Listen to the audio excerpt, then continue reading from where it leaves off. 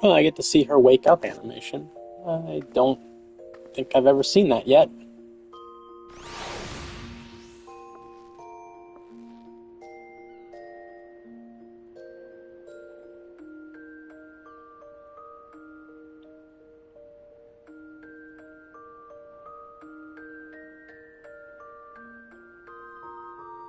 Alright, let me pop out my chat. And let's get started on stuff and things. Oh, right, I have all these, yeah, I got all these quests to do. Let's get moving then. Let's go do some quests. I'm probably not gonna do much progress in the way of MSQ tonight. I think I'm just gonna do mostly side quests. I might go unlock crafters. There's a lot of them, so it's gonna be a bit of an ordeal to unlock every single one of them. Bit of a tall task, as it were.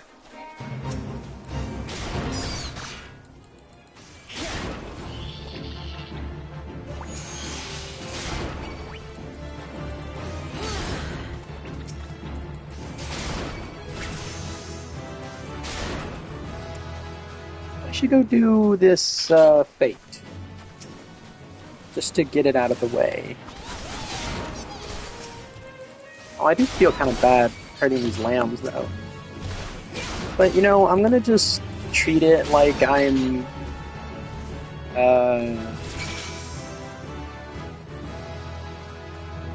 incapacitating them. So they can get pinned back up or something. You know, not that I'm killing them.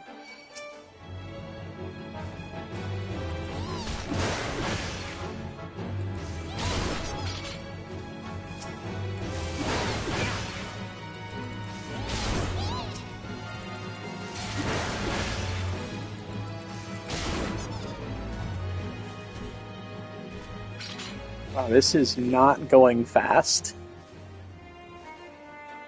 This definitely takes a minute.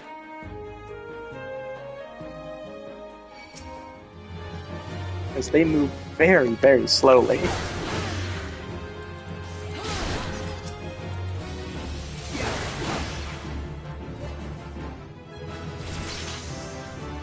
And I'm level 5 already. And I also have a pugilist quest to do.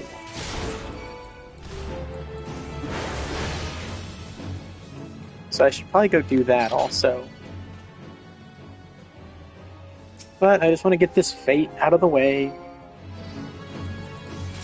Because I didn't think it would completely block the rest of my quests on my duty list.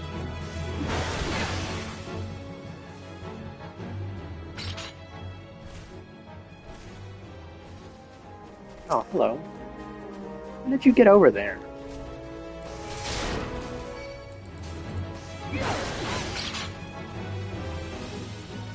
This silly game. It's still treating Overpower like it's a cone AoE.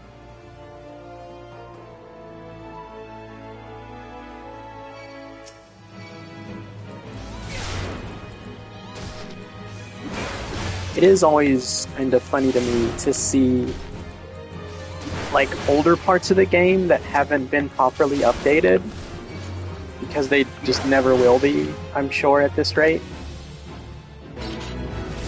I did it.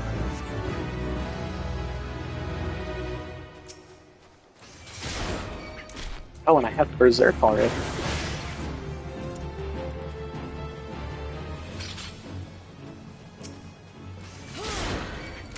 Not that I really know how to, like, effectively use it. I'm actually terrible at playing Marauder / Warrior at low levels.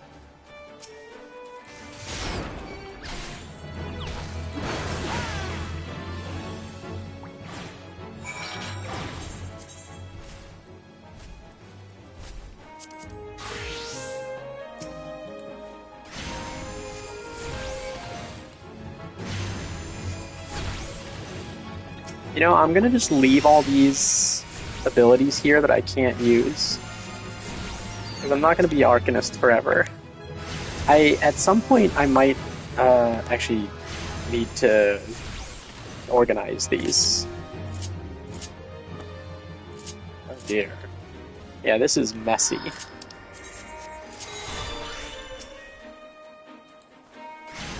Yeah, I might actually need to organize this sooner rather than later, now that I'm thinking about it.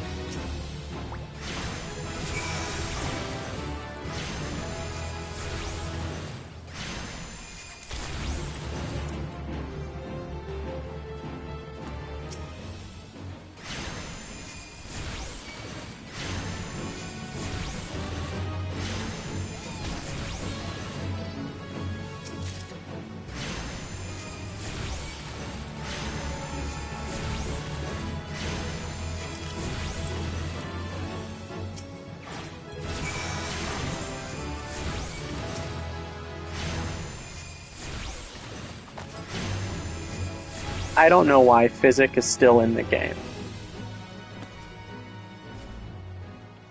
Really? I still have to...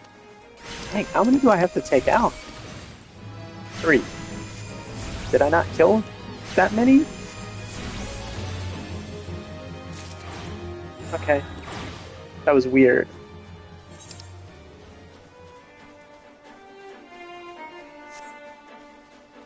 Well, maybe I should run over there and... yeah, let's go unlock access to that Aetheryte Plaza while I'm thinking about it. Oh, and then I can also take these out.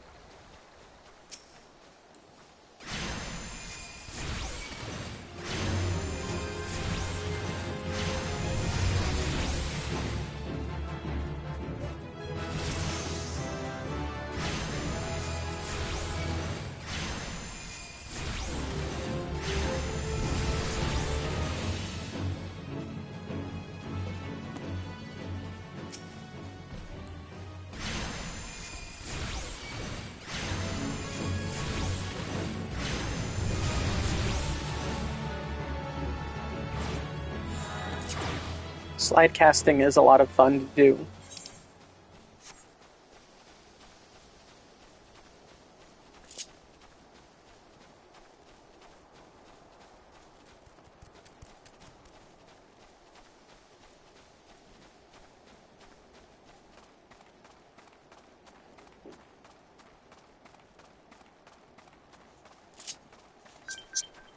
Huh? No. No, thank you. I have no interest.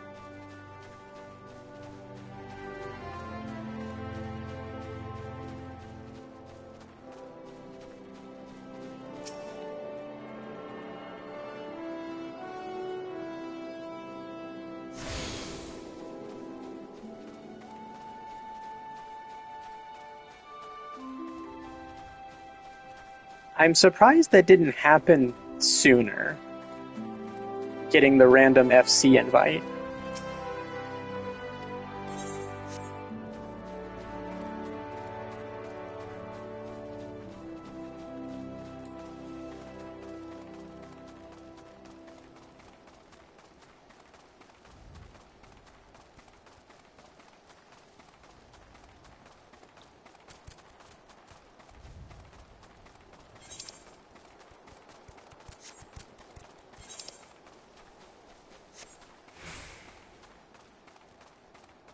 We're going to follow the road and take it all the way back to Limsa. And then I have to go to a different... I think I have to go to Lower Lenosha in order to find the Aurelai. Aurelai? They're like jellyfish enemies. Pretty sure. If I'm not mistaken.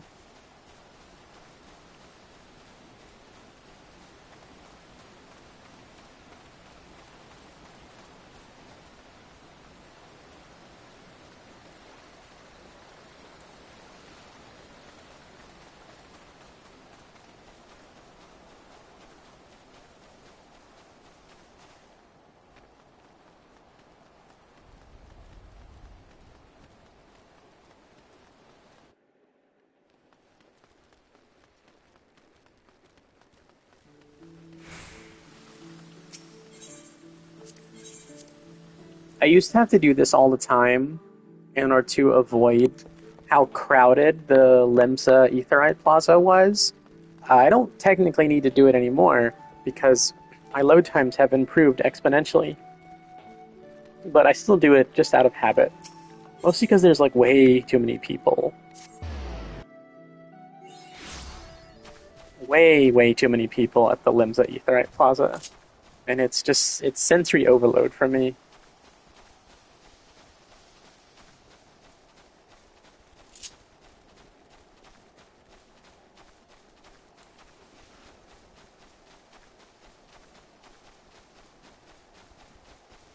I'm sure at some point I'll actually want to clean up these hotbars to make room for skills that I'm actually going to use. But I can do that on my own time. I won't do it when I'm streaming.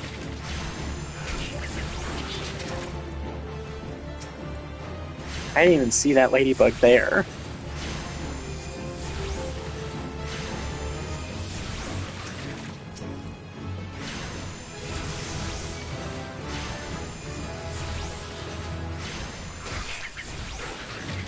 Okay, yeah, I'm gonna have to mess around with cleaning up these hotbars the next opportunity I get. Sooner rather than later.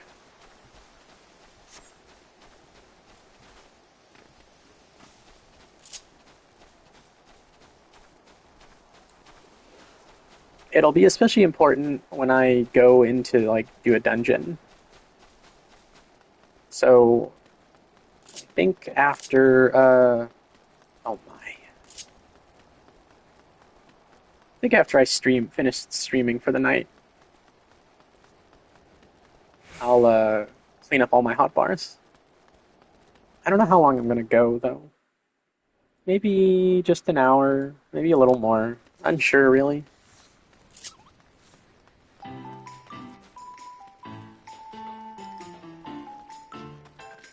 Even I'm bothered by the state of these hotbars.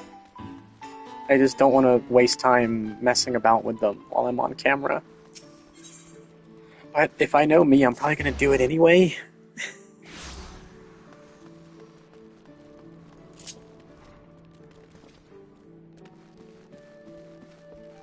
Hello, Thubragaim. See the creatures beyond the city wall posed you little threat. It is with great pleasure, then, that I formally recognize your initiation into the guild. From this day forth, you may proudly bear the title of Arcanist.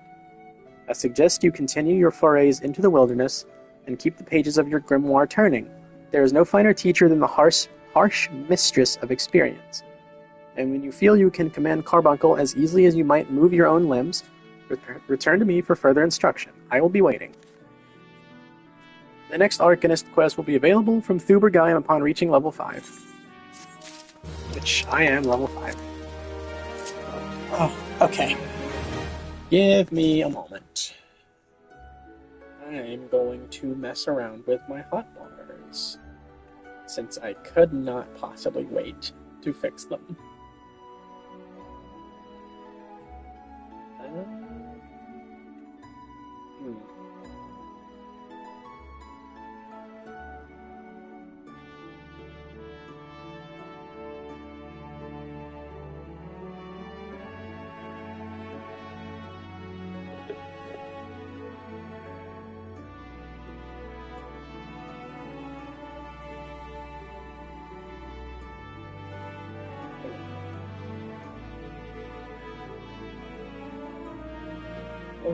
Okay, let's see here.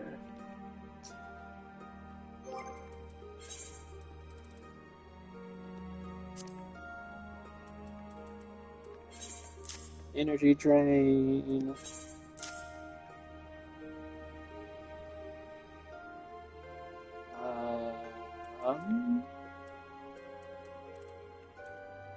Alright, I'm not gonna have some of these yet.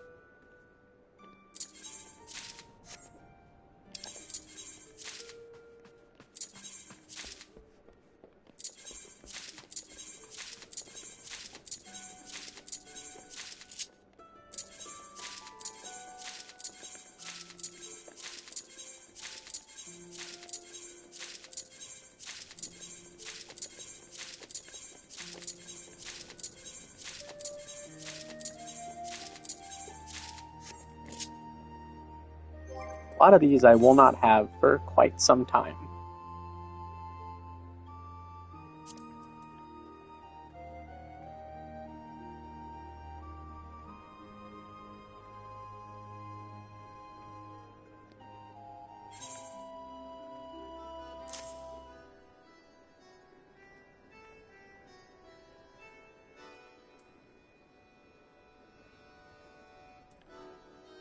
I think that's gonna go there.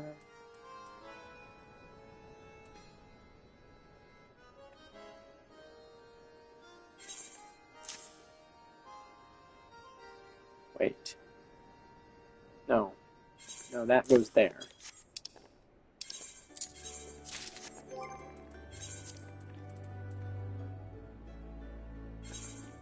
Okay, that's what I'm thinking of. That's what goes there.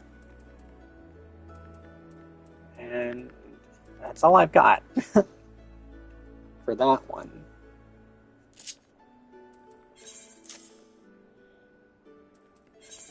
I have that there for gods know why.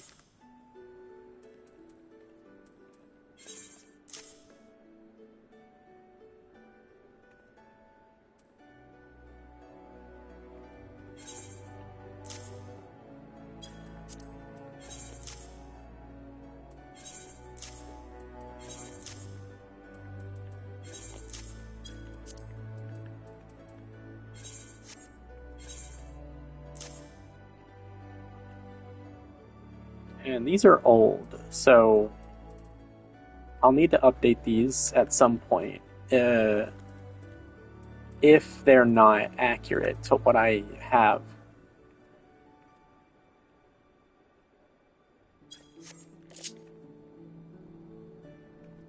But that should do for now.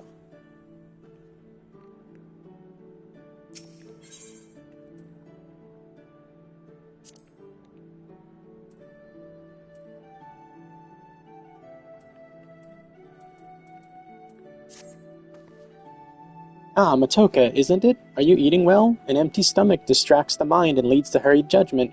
I must oft remind my arcanists to take meals, so ensconced do they become in their studies. Speaking of such, have you been practicing your tactics with Carbuncle? I believe it is time to assess the improvement of your skills. As with your previous trial, I would have you defeat foes in Lower Leotia. 3 wild dodos and 3 tiny mandragores to be precise. Watch carefully the behavior of your opponents.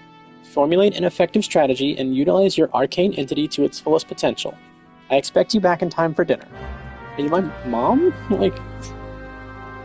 Sorry, Thubergeim, but, I don't call anyone mom.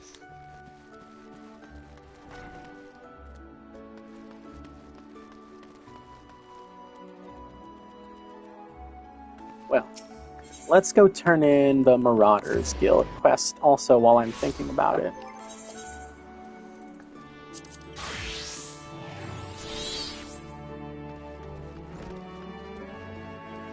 Hello, Vern Zone. You are returned to me a different woman. Already your face shows a harder cast, a realization of the slaughter of which you are capable. But there is much training to be done before you will wield the axe to its fullest potential. Learn well your lessons, build your strength, and make of each swing an instinctive act. Every blow of your weapon will clear another step towards the mastery of the Marauder way. I'm actually not sure how to pronounce that. I'm pretty sure it's implacable. But I'm not 100% sure. Relentless. Such must be your momentum on both the practice grounds and the battlefield. Next Marauder quest will be available from Vern Zone upon reaching level 5. And I am level 6, so... Axemaster Vern Zone wishes you to experience a traditional Marauder training method. Matoka, you approach me with a Marauder's stride. Strides? You approach me with a Marauder's strides. That does not seem like proper English. Determined, unswerving, and bereft of the hesitation that marked our first meeting. I am pleased. The time has come for you to begin a new stage in your training. Now, what sets the axe aside from the gladius or the dagger? It is the raw, unstoppable destruction wrought by its thick, heavy blade. And that overwhelming power can be properly directed by extraordinary physical strength. Thus we come to the core of this day's lesson. Such strength as a marauder must possess is developed through a traditional method passed down through the generations of the guild, the method that you too shall be taught to employ. Present yourself to Bronebar in the practice area downstairs, and he shall instruct you further. Alright. Sounds good to me.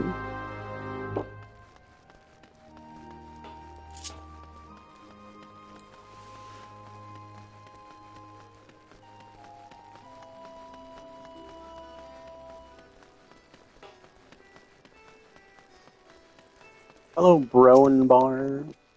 The Axemaster told me you'd be on your way. My name's Bronebar. Good it is to meet a new marauder. Now, we axe wielders build strength and control by splitting boulders. That's right, our traditional method involves smashing smashing a rock with your axe. But you can't use just any old swing. You need to hit the rock just so. Rotgeim, a fellow marauder, is waiting just outside the Zephyr Gate, by the bridge over the Rogue River. She'll tell ye how it's done. Every marauder goes through the same brutal training, and it's that sense of kinship what binds the guild together. I'm always willing to go the extra mile for a fellow axe wielder. Alright, cool.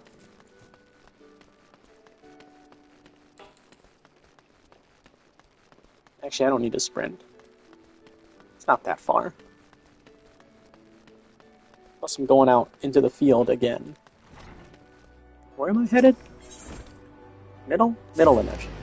For this quest, at least.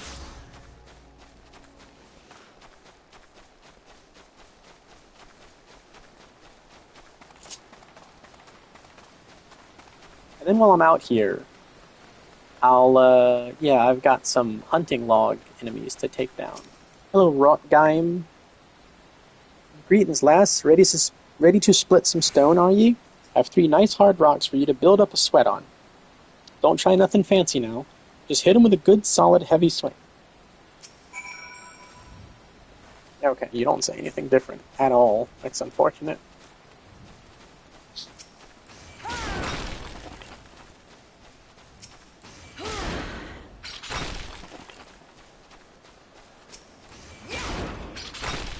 So there is a fate that I'm going to do for the sole purpose of taking out hunting log marks.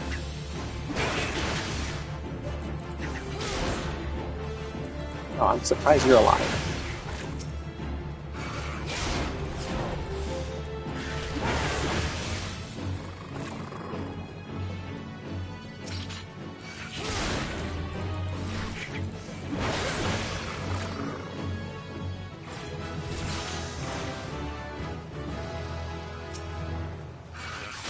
I really wish I had Tomahawk or Overpower right now.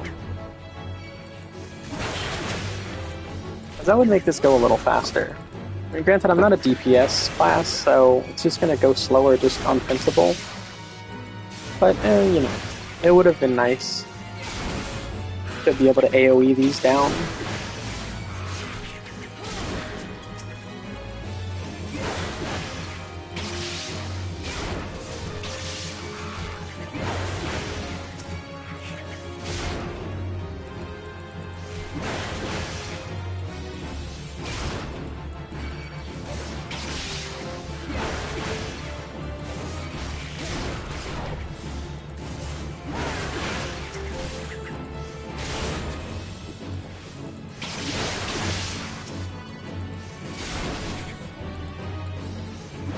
Although them ganging up on me like this is a little concerning, even though I'm a tank.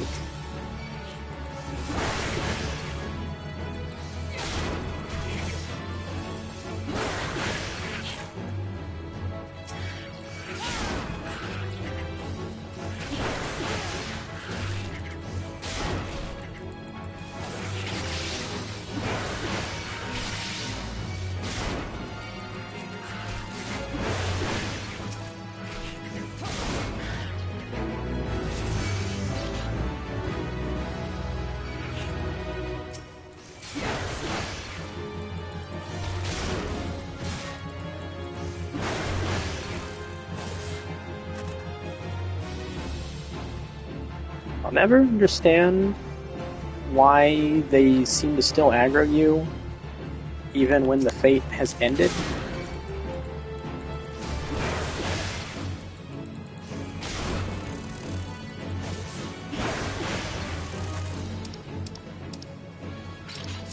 Okay, one more of those. And we'll make it end a little faster by using Berserk. Now, let's speak to you again. That's the way to do it, lass. Now you've got the idea, why don't you have at him a little harder with that heavy swing of yours. Hold nothing back. What? I gotta go break more rocks? Okay, cool.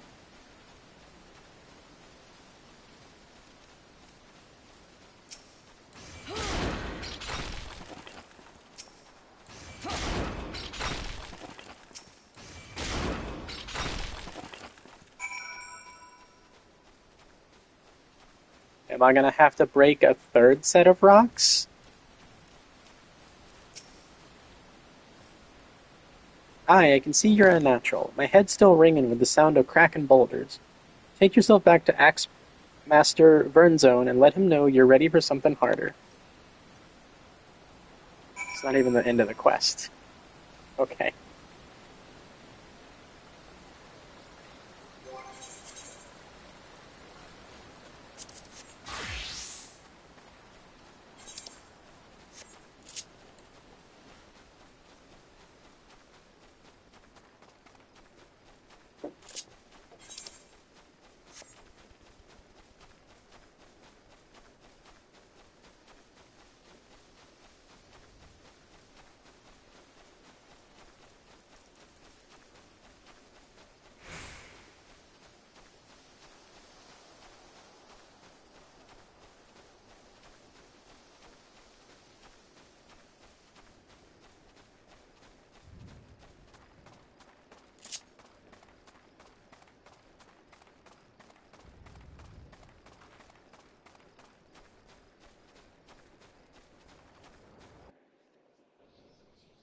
Oh, I have hunting marks to go after. Oh, I didn't summon my carbuncle.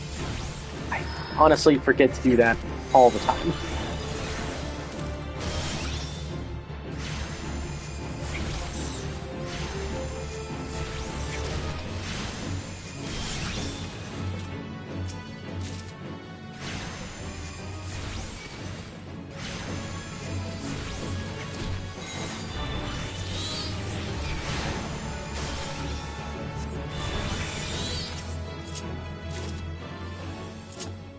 Oh, I don't have Swift Cast yet.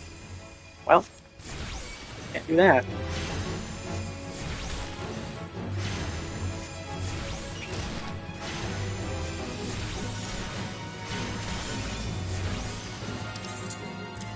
I think I have that there.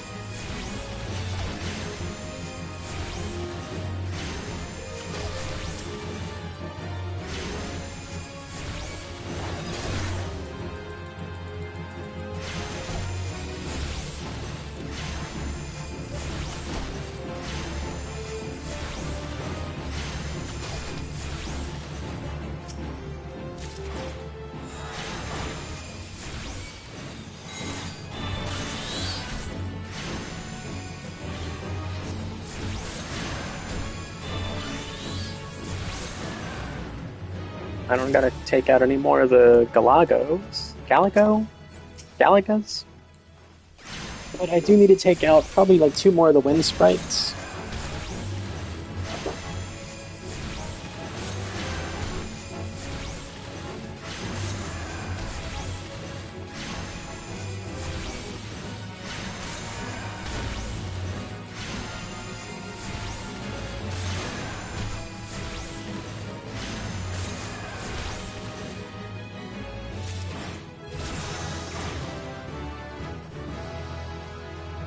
Okay. Now we're headed down here to take out tiny Mandragoras. Which I think the tiny Mandragoras might be on my hunting log as well.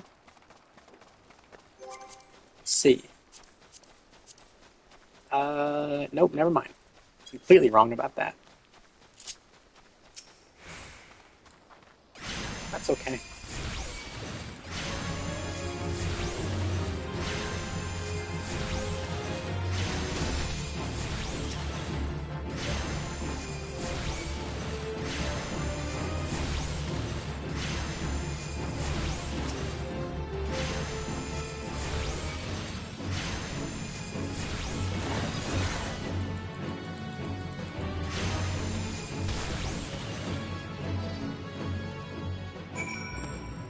Okay, and now back to Limsa.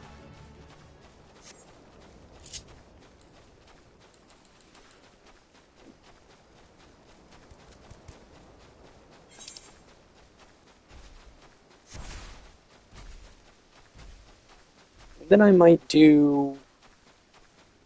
check out the rest of the hunting log for Marauder, and the rest of the hunting log for Arcanist. And by that point I should be level 10. And can do the next class quests.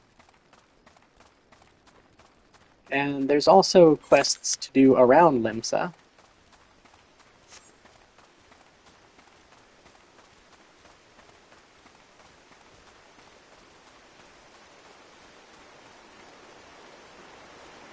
I might go do this fate as well, since it's a boss fate.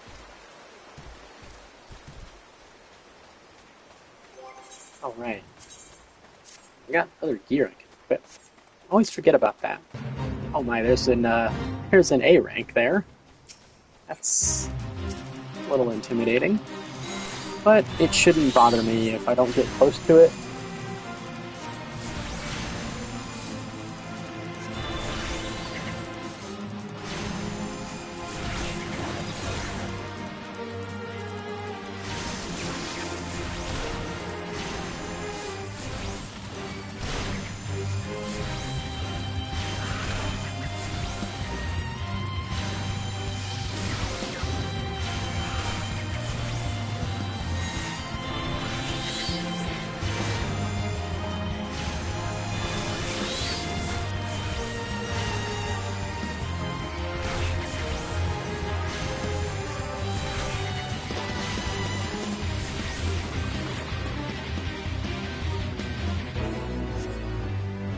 I got an achievement.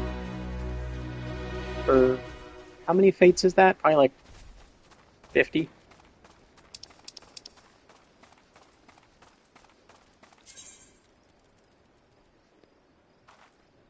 10. It's the 10. Why did I think 50? I haven't been playing this character that long to have done 50 fates. Also, I'm going the wrong way.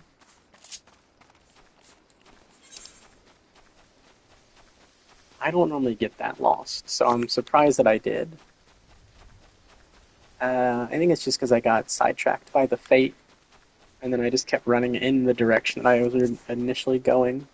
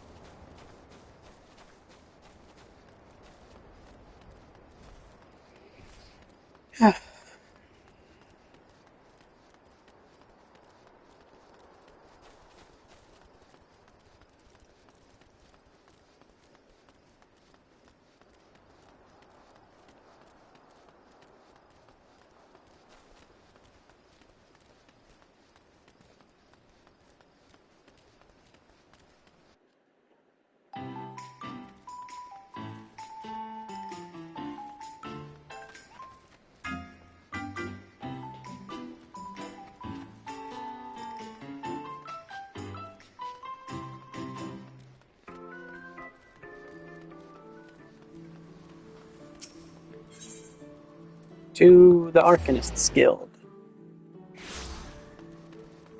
We'll do Arcanist and then Marauder.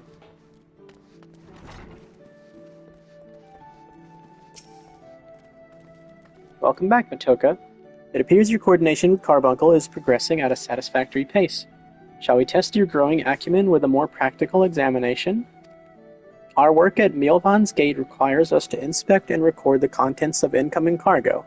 To simulate such a task, I have had several crates transported to the cliff south of the Zephyr Gate. I want you to examine those crates and return the inspected cargo here to me.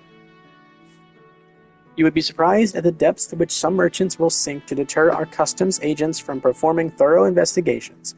False bottoms, rotting foodstuffs, flesh-eating vilekin. I suggest you be prepared for any eventuality. Alright. Inspect the crates found south of the Zephyr Gate. But before we do that...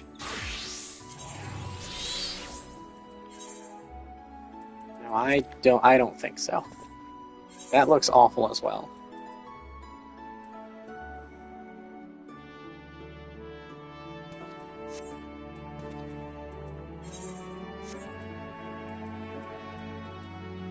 It's fine. I'll put up with wearing it for now.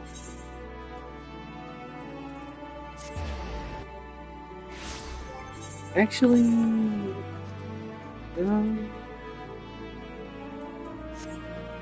yeah, no, I'll just put up with wearing this. It's fine. I'm not gonna wear the giant marshmallow outfit. As the training loosened your muscles and focused your mind, Matoka, an urgent request for help has arrived from the Red Rooster Stead. And I have chosen you to respond. It appears a hostile group of megalocrabs has unwittingly elected itself the next test of your prowess.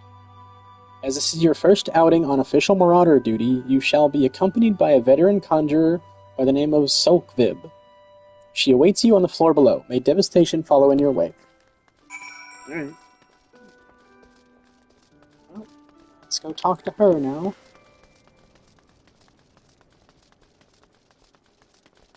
Now these giant shoulder pads giant pauldrons are quite ridiculous looking on Matoka. Hi, Matoka, I know who you are. My brother often has me escort his fledgling marauders on their more dangerous tasks. I suppose Vernzone expects me to give you the details then? Very well. Seems the farmers need us to clear out a megalocrab nest near the Morning Widow in Lower Lenosha. I shall trust you to find your own way there, just don't forget your axe. I don't know why I would forget that. Has that been a... The fact that she's said that implies that that has been a problem in the past. Alright, Zephyr Gate first.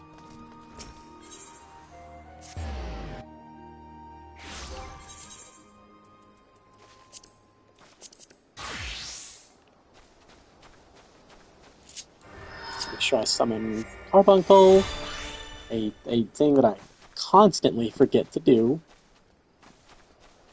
Practice crates. Pretty sure this is a bunch of rats. Oh, never mind. I'm mistaken yet again.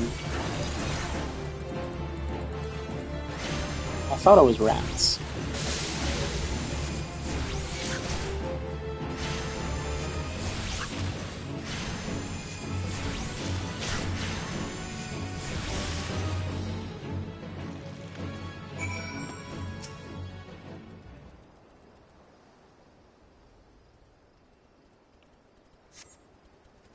Yep, cutscene.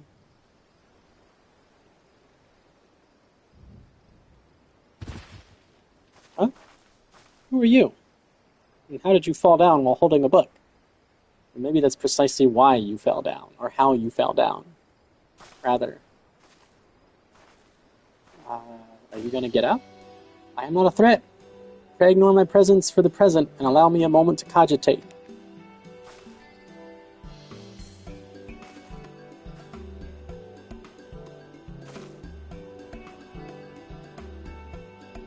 The reaction to my sudden appearance was within expected parameters, but I must admit I did not expect so proficient a performance against the enemies set against you. Yet, effective though your tactics were, I spied much room for improvement. As I watched you battle, the wheels of my mind whirled into motion, as they are wont to do, inventing other possible strategies you might have employed.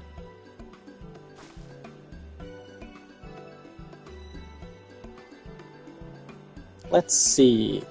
Taking into account your current level of ability, factoring in the etheric constant, multiplying by the number of opponents, then applying your tactics to other potential combat scenarios.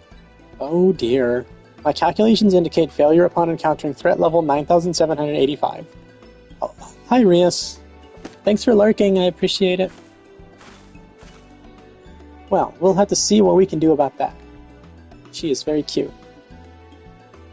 Though the opportune window to do so has passed, I would nevertheless introduce myself. I am Kalaiha. Kalaiha? Kalaiha? Kailihia. Kailihia? A Milvan's Gate Assessor. Laihia. Kalaihia. Okay. Acting Guildmaster Thubergeim elected me to oversee your training and provide any necessary guidance and instruction in the field of Arcanum.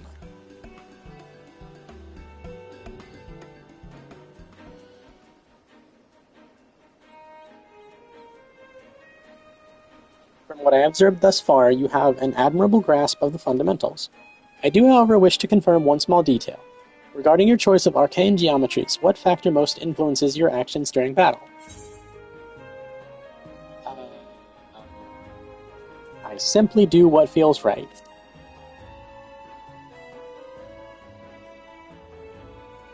Aha! Just as I predicted.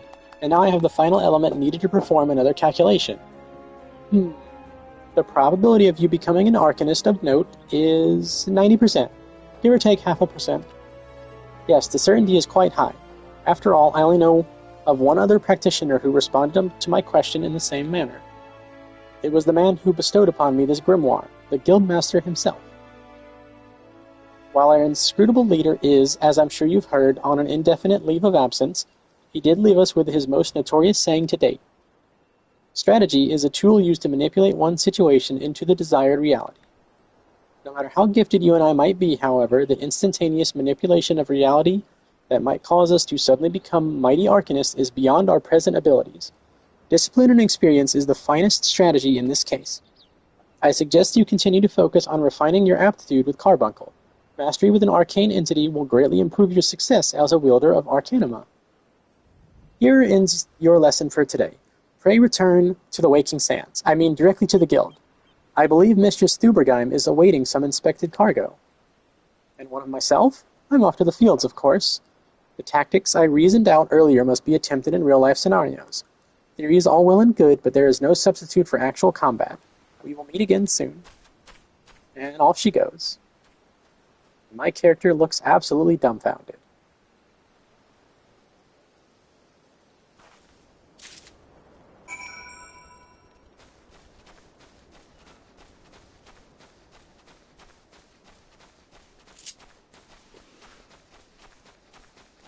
Okay. Well, now that that's done, we can go do the Marauder quest.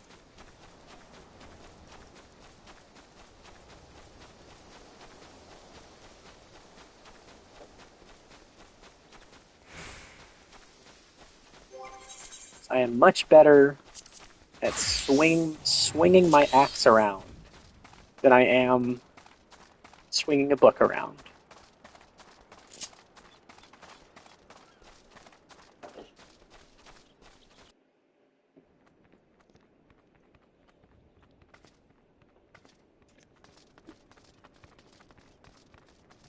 Ooh, look at that. I like it when the sun rays come through.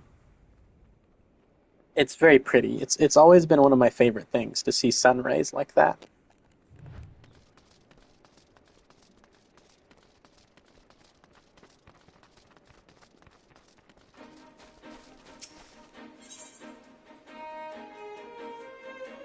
Ooh.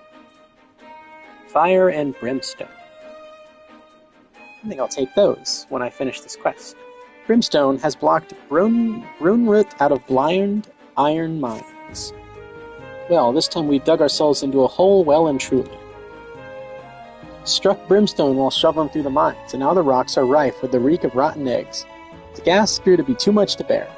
You'll need this clear earth crystal if you're to restore the earth and plug the leak properly. Just mine the surfeit clouds brought on by the brimstone. Slim diggings of late, I'd say we've mined her for all the ore she's got. Luckily, now Deek and Vamelis has signed for the lot of it. Should make for some sturdy ships. Okay. Is there a reason why you couldn't come in here and do this? Oh my. Some stinky gas. The ethereal balance of this crystal is tipped completely to the earth, to the element earth. Not a single trace of any of the other 5 elements can be detected.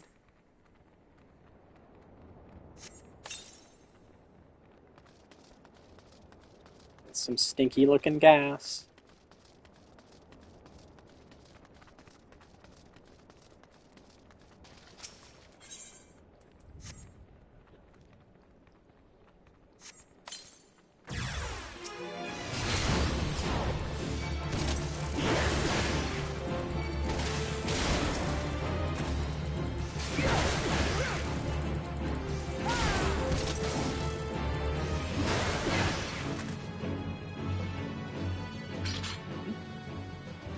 Okay.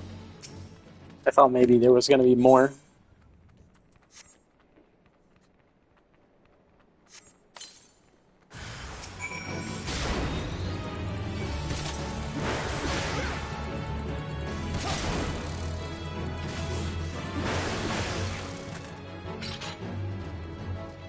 Alright. Well, that was simple enough.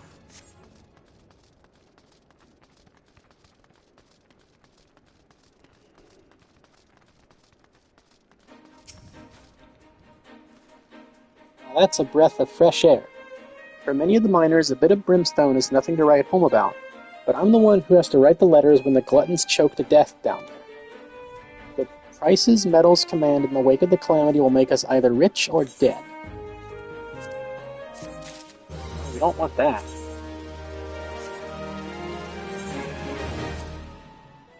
Oh boy.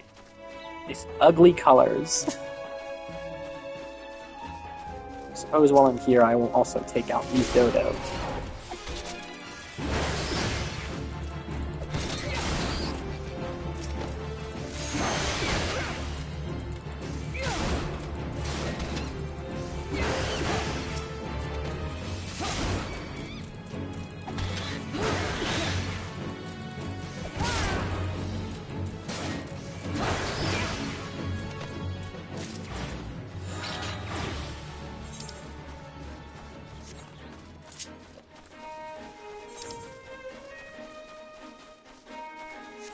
Well, since I'm running all this way, I will stop here.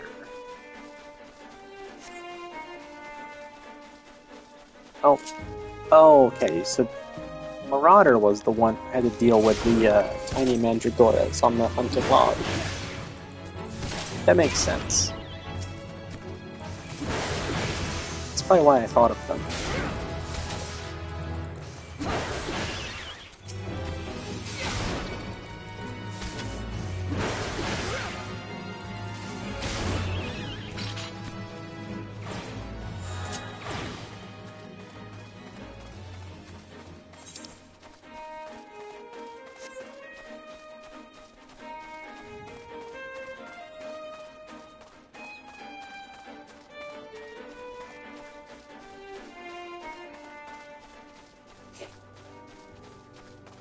There's a good couple of quests here.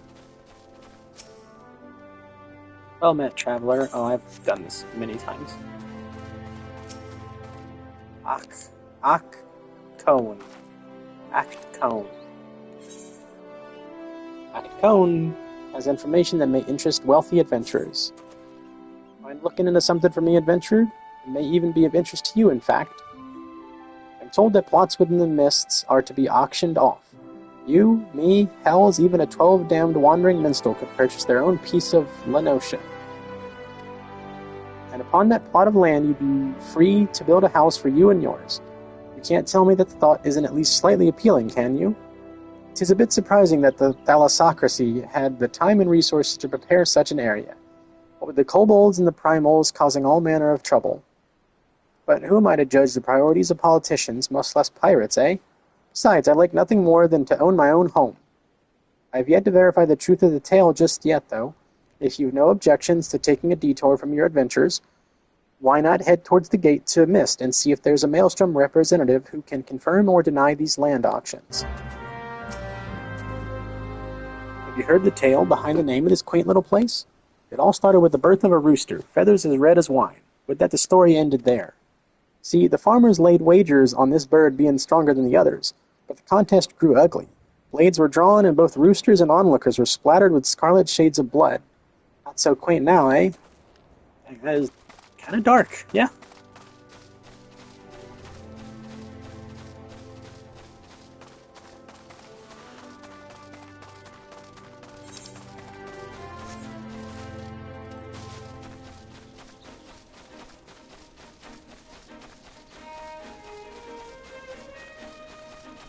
Rogan Lona.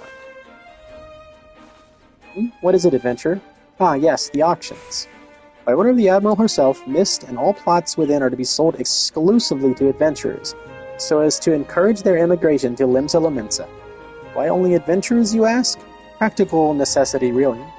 Limsa Lominsa is in dire need of fresh blood, capable, courageous adventurers who will fight her foes and protect her interests. Those who build a home here will have that much more incentive to aid us. As for what manner of place Mist is, I think it best that you journey there and see for yourself. Please direct any other questions you might have to the recruit station just past the entrance. To proceed with the quest where the heart is, Mist, you may visit any residential ward within Mist. And we'll just go right into the very first one.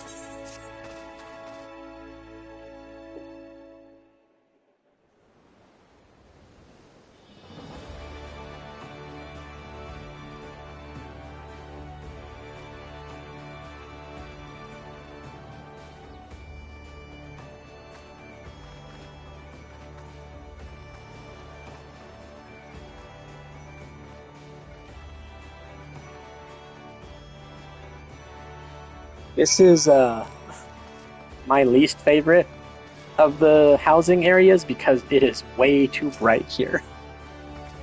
Greetings, adventurer, and welcome to Mist. Lomenson sent you, you say? Ah, that's unfortunate. All Lomensons are barred from participating in the auctions, you see, on account of the fact that they're, well, Lomenson. Admiral's decree. If you find the area to your liking, though, please consider speaking with the resident caretaker. She can guide you through the process of purchasing a plot for yourself. It's quite alright. I will pass forever and a day on that one.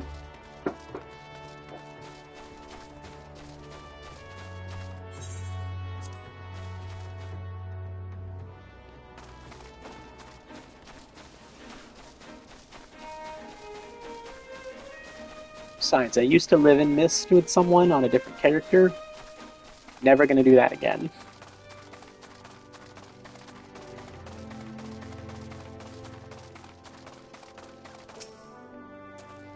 There you are. What news have you brought me? For the purposes of alluring adventurers to Limsa Lominsa? That's unfortunate, but it does explain a great deal. Sigh, looks like my dream of owning my own home will have to wait a little longer. But don't you worry about me. My day will come soon enough.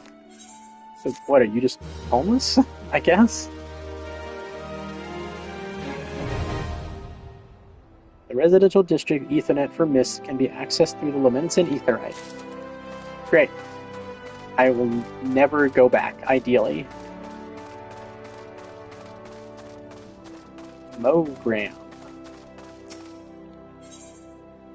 Mogram had a little lamb, I get it. Mogren has been losing sleep over his sheep. Oh my god, these rhymes. They call me the dead shepherd, but all three kinds of livestock we breed here fall under my crook. Nevertheless, sheep remain my first love, my one true passion. So you can imagine my dismay at finding my flock in frumpy fleece. I can't very well take worn-out wool to market. A sheep with no shine is good for nothing but mutton. But where there's... oh my gosh. Where there's wool, there's a way. See what Shartane has to say. What are you rhyming for? Hello, RN Lona. Whack-a-mole. RN Lona has some moles she would like removed. If a lifetime of meticulous research into the advancement of the agricultural arts has taught me anything, it is that the fruits of knowledge are incapable of preserving themselves. Without an adventurer's brawn to protect them, I fear all my work will come to naught. Take, for example, the splendid ogre pumpkin crop I was able to cultivate. Years of hypothesizing and testing at last made tangible, only to be snatched away by those subterranean sorners, the clever hedge moles. I've already engineered the pumpkins to resist fire, drought, frost, weeds, insects, and festive rituals.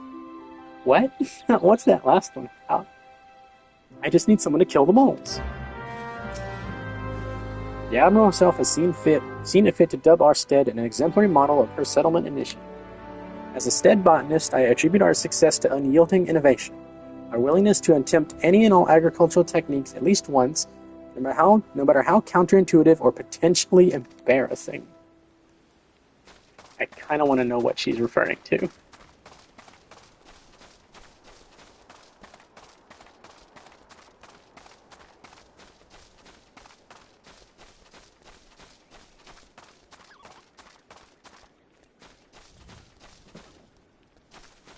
Hello, Shartane. Mogram had some little lambs whose fleece was white as snow. But everywhere the little lambs went, lice were sure to go. Now we're stuck with lousy sheep. In the time it takes me to brush one clean, the lice spread to 2 more. I just can't keep up with them by myself. If you could brush 3 shaggy sheep for me, we might be able to wipe out the infestation altogether. Let Mogram know his sheep are in ship shape once you've finished.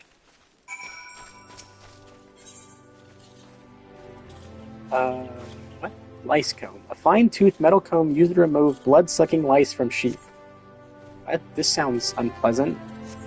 Should I put gloves on or something? The shaggy sheep looks relieved.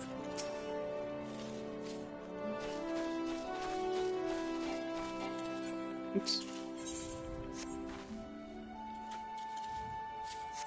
Seems hardly hygienic. Hey there.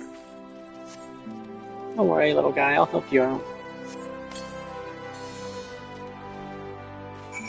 Report to Mogram.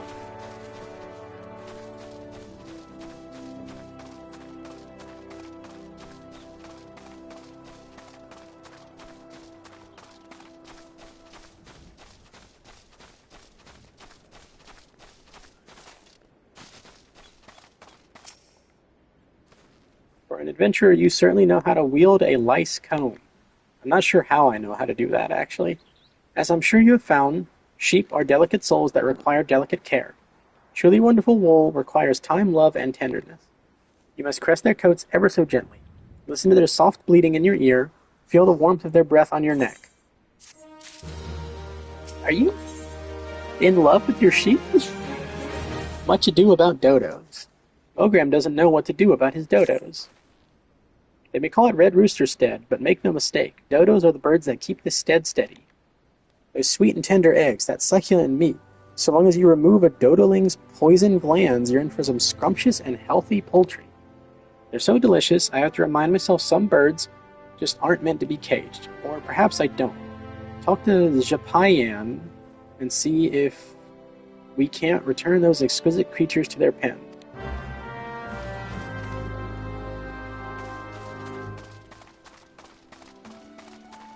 Where is Japayan? Excuse me. I am pleased to see you. I was about to cry foul, but with your help we can round them up. Those dim-witted dodos pecked through the fencing and fled the coop. Luckily, they know better than to leave the stead. There are 3 bolting dodos in all. If you spot one, just throw one of these dodo-sized sacks over its head. Once you've caught all the birds, would you mind leaving them in Mogram's care? I need to repair the fencing before we can return them to this enclosure, you see. The dodos love the farm-fresh food so much they're always pecking at the fences. Sometimes they'll even peck themselves free and run about. I suppose the exercise is good for them, but it's certainly not what I need.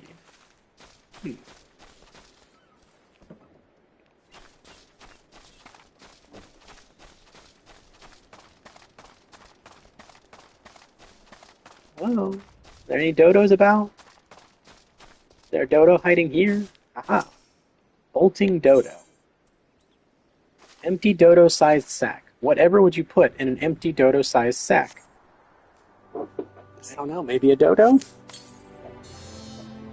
Oh, it's alright. It just vanished. It's gone.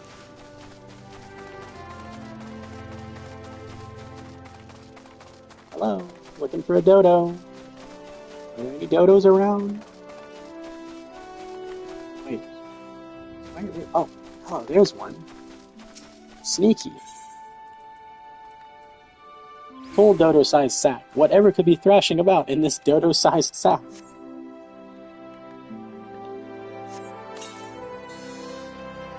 I don't know. Perhaps it is a dodo.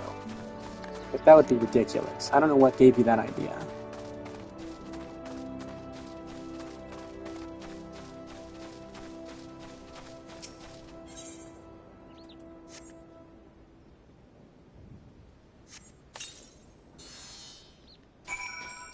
Deliver the filled dodo-sized sacks to Mogrim.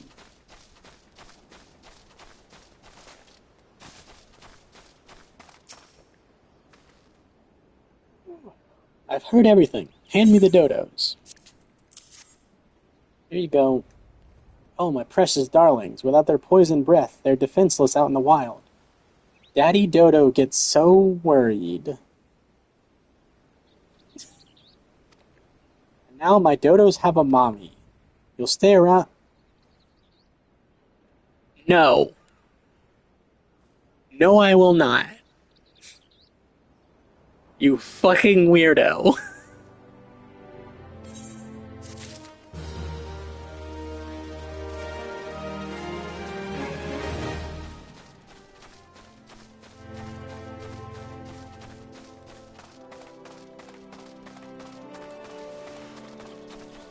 Hi, Thoros.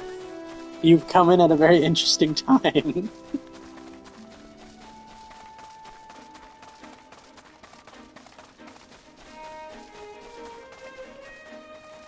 Ooh, pumpkin patch.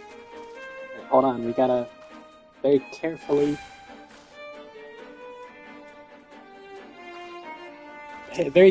navigate the pumpkin patch. Oh no. Clever hedge mole. Not just any hedge mole, one that is very clever.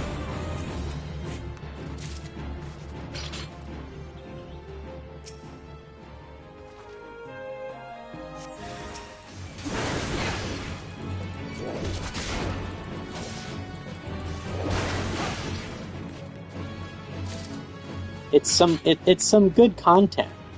High quality quests, as it were.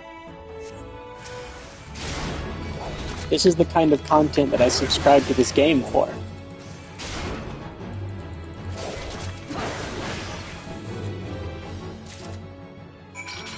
Alright.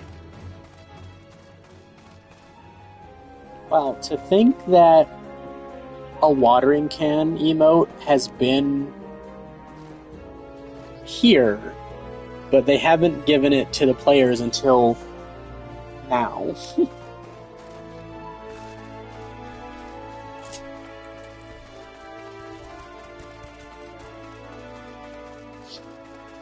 Took them 10 years to think of giving players access to a watering can emote, when it's been here all along.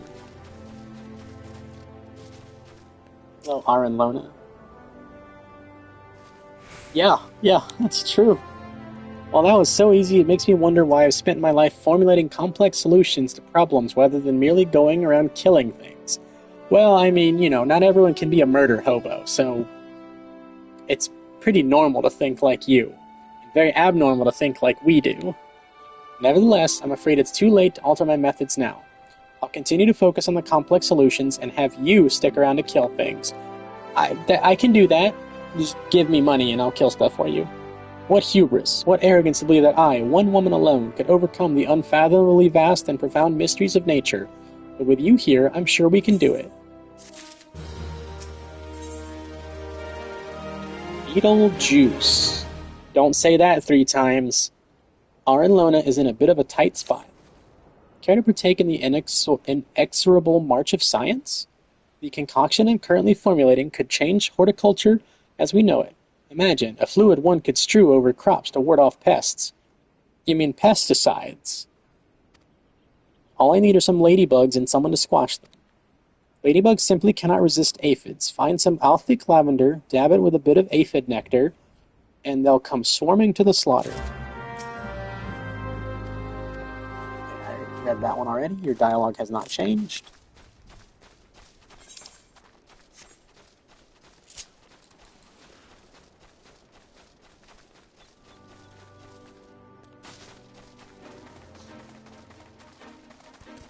I'm sorry, Furious Farmer, but you'll have to be furious for another day. Excuse me, I don't want to trample your crops. Aphid nectar. Ladybugs are known to feed on this sweet secretion.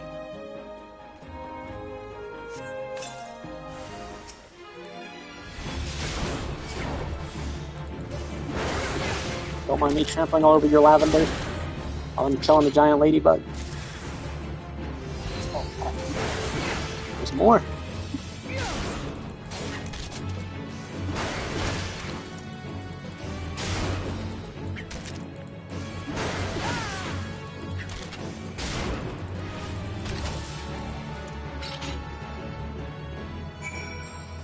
There we go.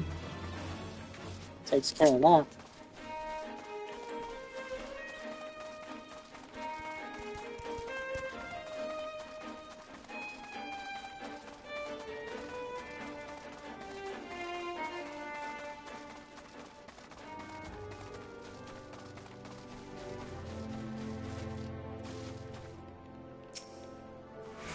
Return to me once you've collected 3 files of ladybug viscera. Have them. The moss green ooze which seeps out from the cracked shell after crushing an innocent, defenseless ladybug. Well, thanks for making me feel bad. It's elementary, really. Aphids live in fear of ladybugs, and so applying the scent of ladybug blood... Wow. That seems incredibly unhygienic. Applying the scent of ladybug blood to our crops is certain to ward off the parasites. We are manipulating the laws of nature. Of course, we could have just let the ladybugs go on defending the crops as always and not squash them for their viscera, but I hardly see the science in that. Is everyone here out of their fucking minds?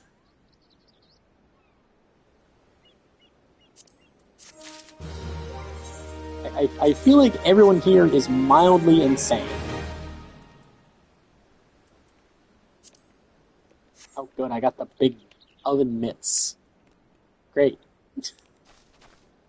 Well, okay, now I have to wear the big goofy marshmallow outfit to go with my oven mitts. Great. Fantastic fashion, souls. Peak fashion for Matoka. They are the Michelin mascot.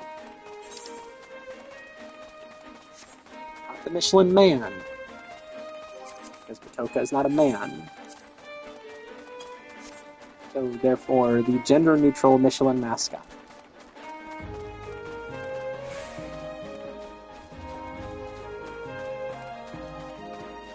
Honestly, though, the marshmallow looks less ridiculous on them than the massive pauldrons. So I guess we take what we can get.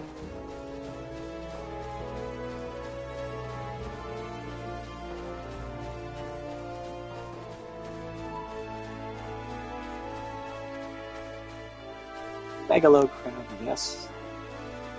Isn't this a solo duty? I thought it was.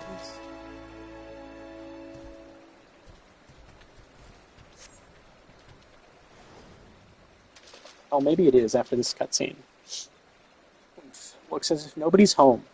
Mayhap they knew we were coming? Aid! I need aid! Oh, it's Neddard Stark, my favorite character. Pant, pant, please, it's my grandson. Them snippers have got him. I told Sigurd not to get too close. I told him. Get that weapon ready, Matoka. We need to move. Now. That's right, me and my oven mitts are gonna come save the day. Oh, this is where it becomes the solo duty. Okay.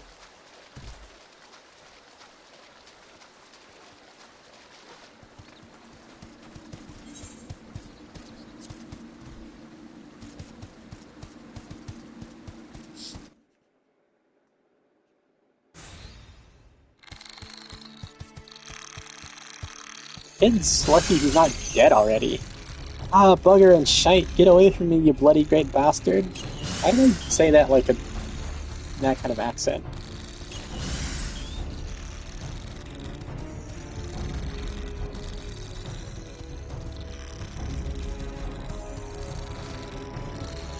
You look ridiculous. Are you really here to save me?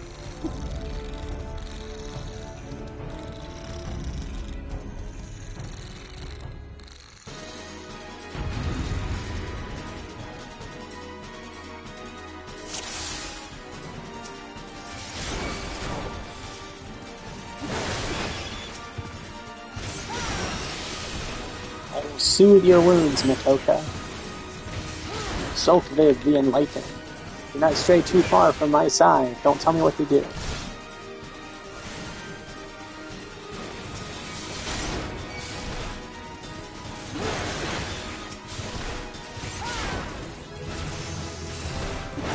Oh, leveled up.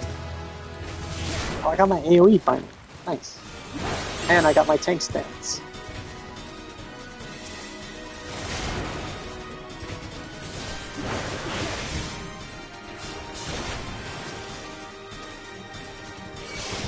Oh, I can't use my AoE here. Got room for one more, can't let the novice have all the fun.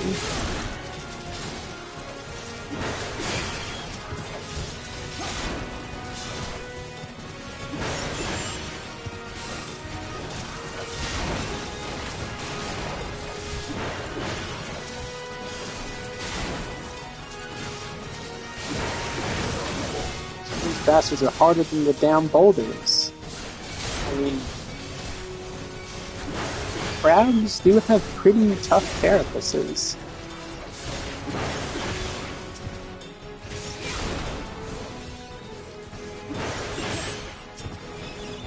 Is that it?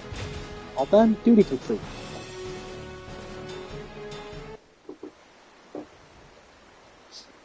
Thank you, miss. I thought I was dead for sure. Well, I'm not a miss, but your heart's in the right place, so I'm fine. Can't even play outside no more. What all these scary monsters about? Me ma and me da, they was both killed by some nasty bugger not so long ago. An aurochs, big as a mountain. But I bet you could beat it. Aye, make it pay for what it did to me folks. You take it easy now, son. There's a whole guild full of strapping lads and lasses like Matoka here who will be glad to do just that.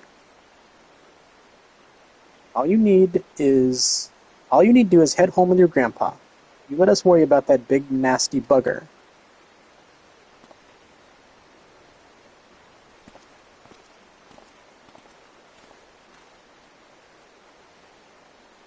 Consider your first duty a success, Matoka. It's time you headed back as well, before Vern Zone begins to worry I've left your corpse for the crabs.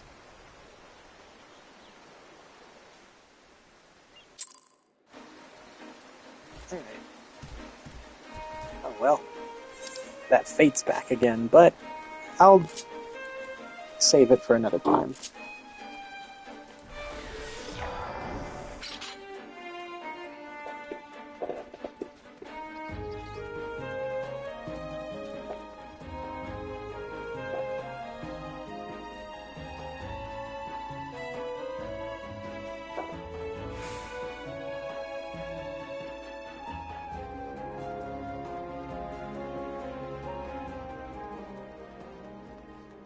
That's another nice view. Look at that. Oh, goodness. The sun rays are so pretty.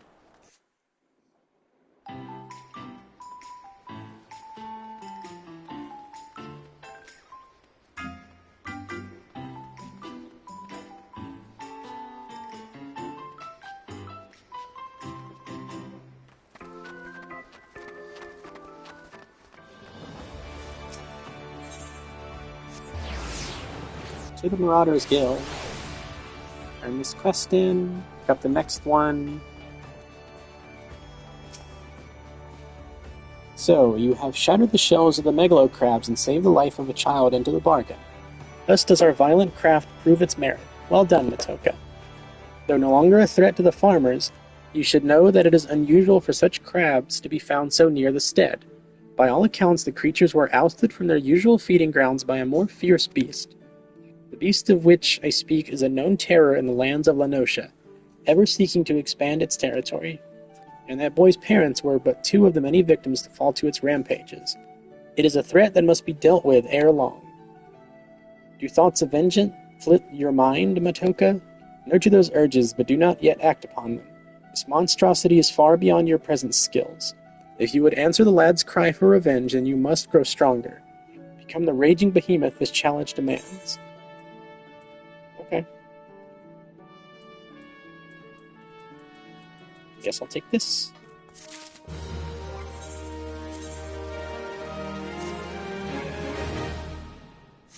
Good. I look less ridiculous now. I still got my oven mitts, but that's okay. Vernzone wishes to speak with you regarding your ongoing training. Matoka, I have gathered what information I could concerning the beast that young Sigurd bade you slay. The tales name this creature Kujata. Those who have witnessed Kujata in the terrifying flesh also call him the Stampeding Mountain. Such is his immense size and bulk. Again, I will not seek to dissuade you from claiming vengeance for the boy's parents. In fact, I encourage it.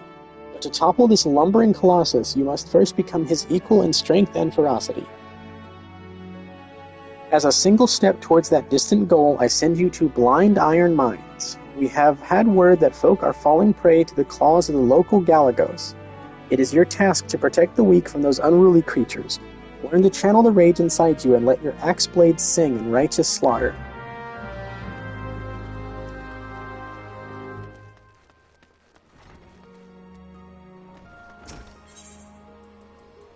Well, first, Arcanist skill.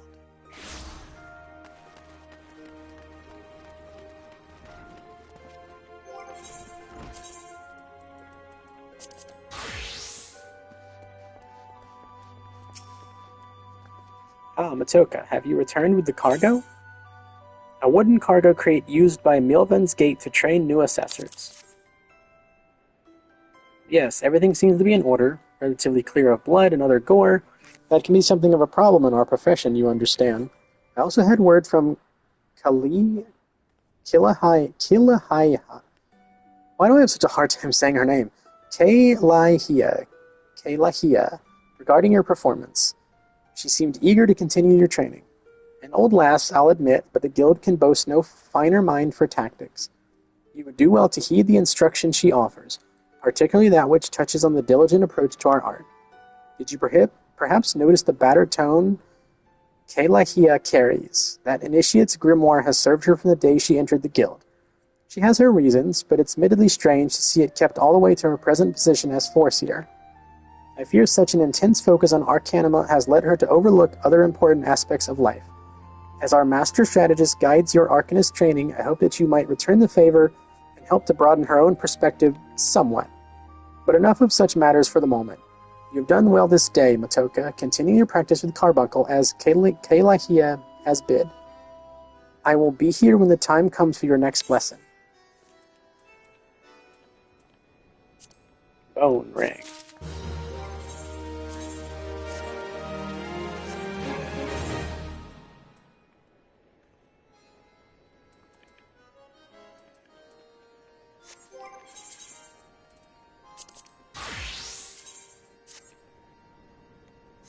Oh, look at me with the cool goggles.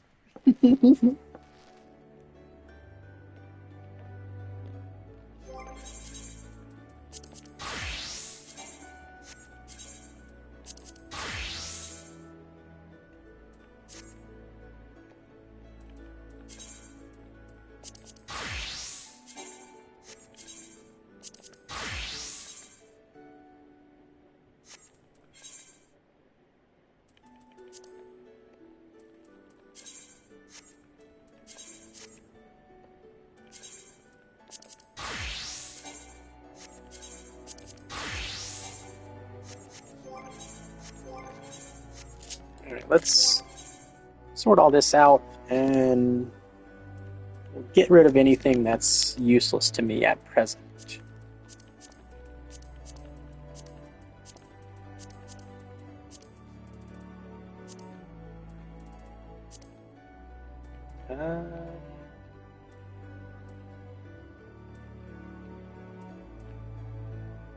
Yeah, probably all of this I can get rid of.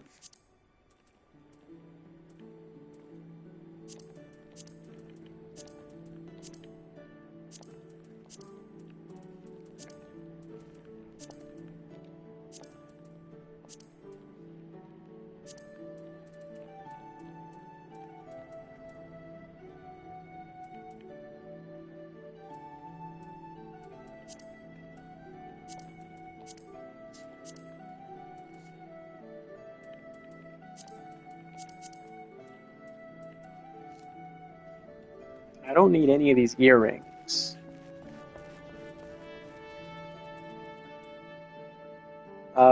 Because I have the Azema's earrings. So earrings are all completely worthless.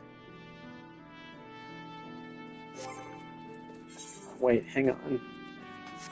Okay, maybe they're not as worthless as I thought.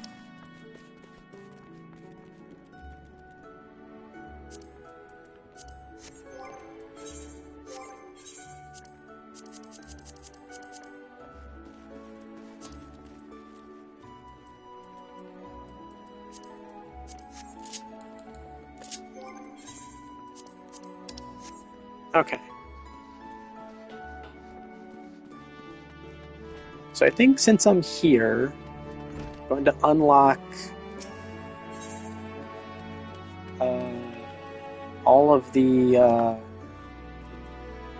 don't want to do Fisher right now. I will do Blacksmith, Armorer, Culinarian. And that's what I'll do right now.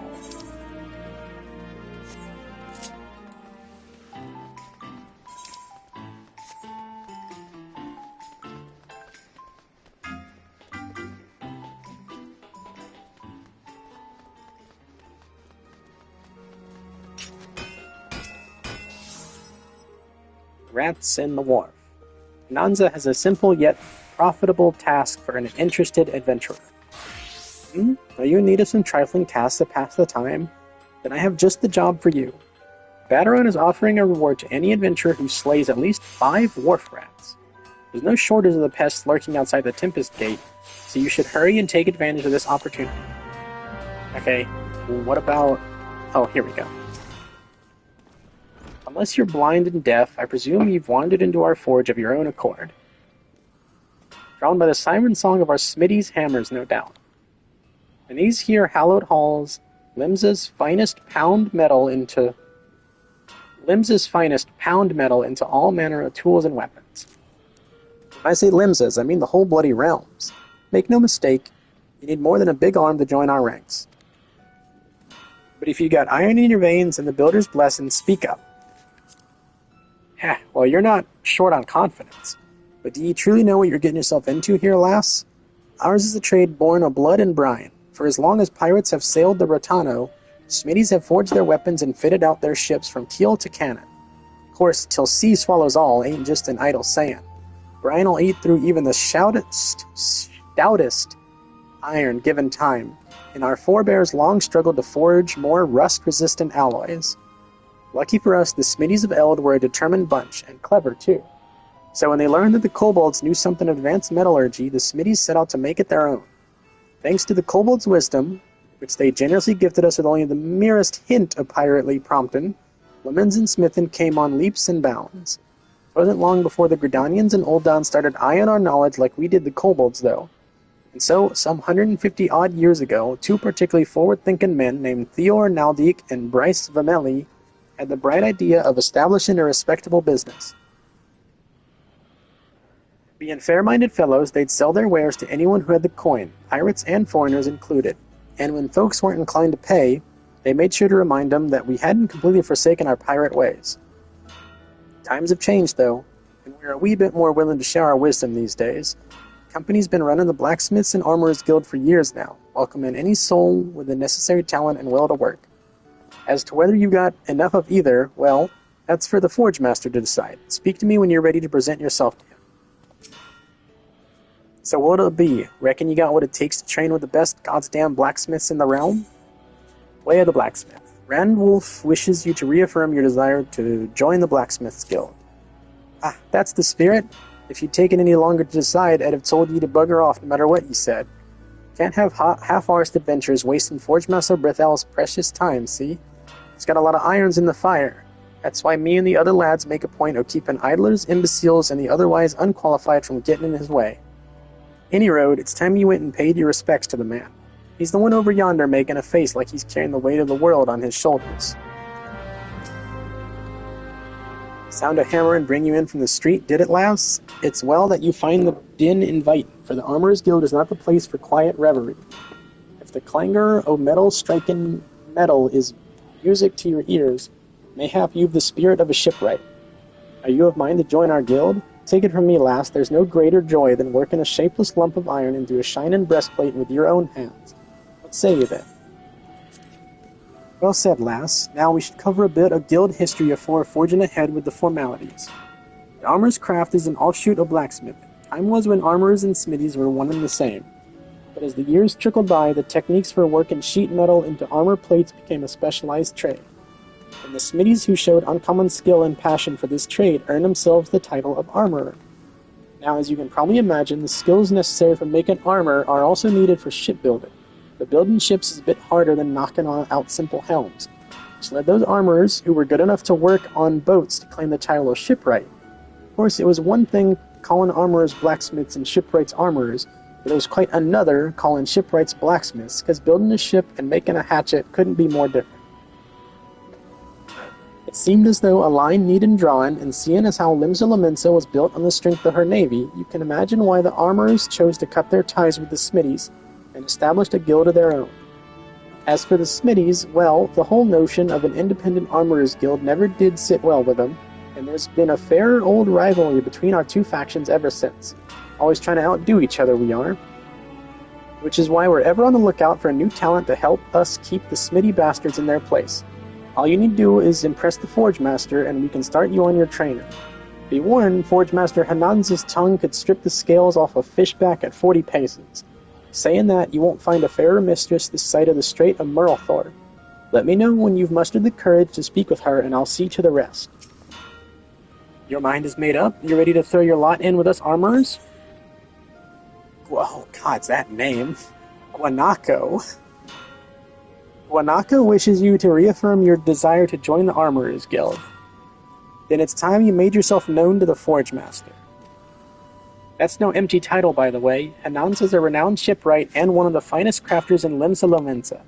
Head outside and you'll find her blistering the skins of our newest initiates. Okay.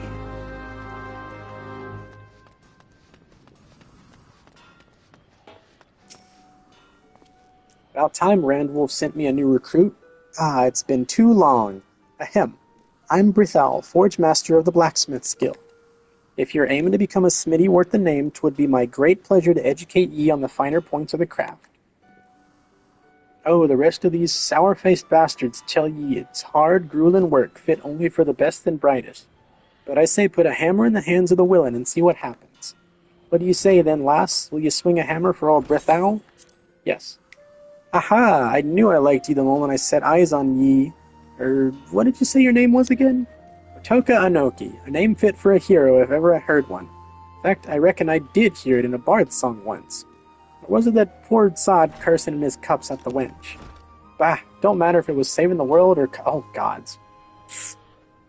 It's time to forge yourself a new reputation, pound out a new legend, and ye can trust old Brithale to help ye do it. But there I go, putting the cart before the chocobo. Here, lass, take this cross-pine hammer. Smitty without a hammer is like me without a drink. Bloody useless. Well, don't just stand there gawping at her. Take her in your hands, have a few practice swings, whatever you fancy. She's all yours now. Ah, what I wouldn't give to be you right now, lass. A Smitty never forgets his first hammer. Sniff. He's sniffling.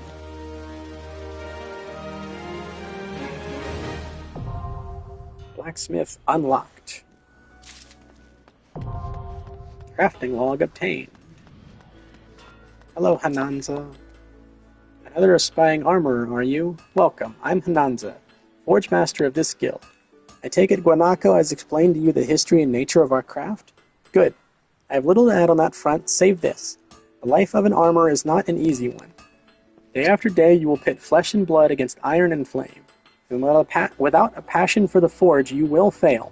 The passion alone will not make an armorer of you. To truly master this craft, you must be possessed of a will as unyielding as the metals you work. Knowing what lies before you, have you the fortitude to persevere? Yes. Ah, I see you have no fear of hard work. That is well. Consider your request to join the guild approved. But if you ever give me aught less than your best, you will be out the door before you realize my boot has connected with your backside. Are we clear on that? Good. Now that we understand each other, let us begin with the basics. What is your name? Matoka? Very well, Matoka. This tool is called a doming hammer. Here, grip it firmly, note its weight. Let me know when you feel comfortable with it in your hand. I'll tell you if you're holding it properly.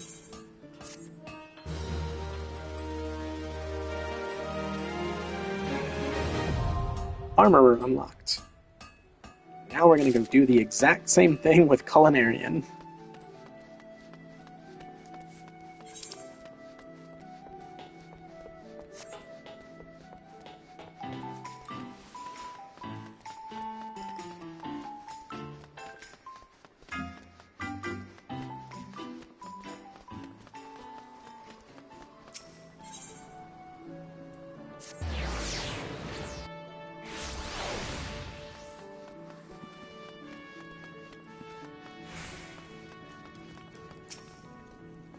I beg your pardons, good madam, but this is the Culinarians Guild.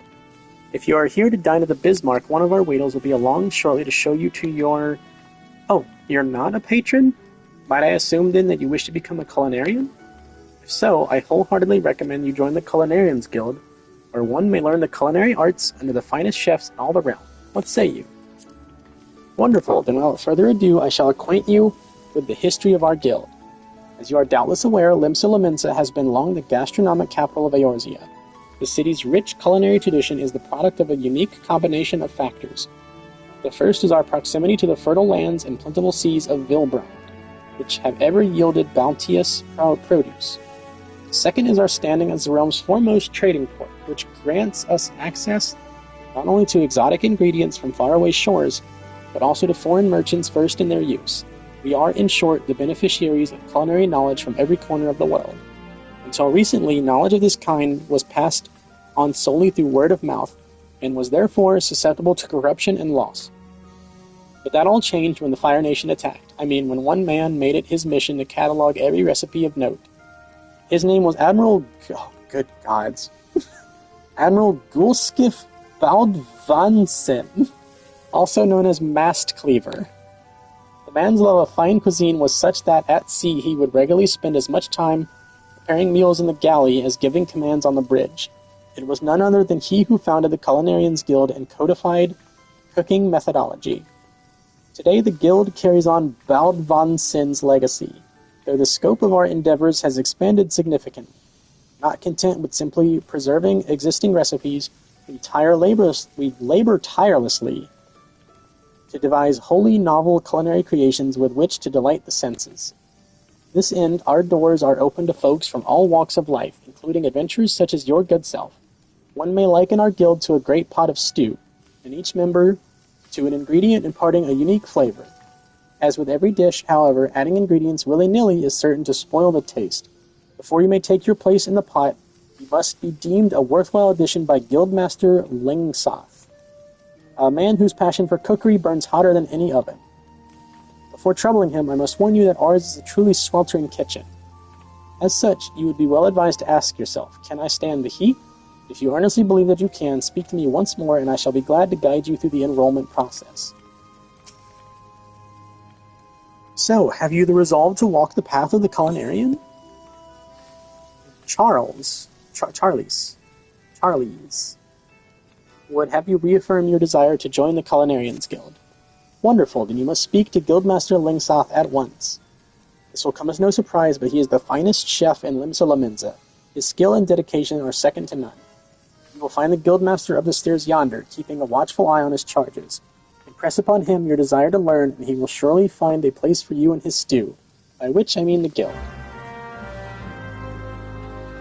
Oh, goodness gracious. I have no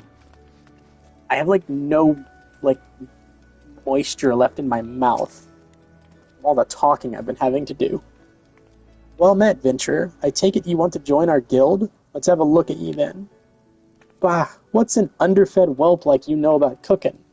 Judging by them scrawny arms of yours, you'd struggle to lift a spoon, never mind a skillet. Ha ha, I jest. Sigh, it don't take muscle to be a culinarian.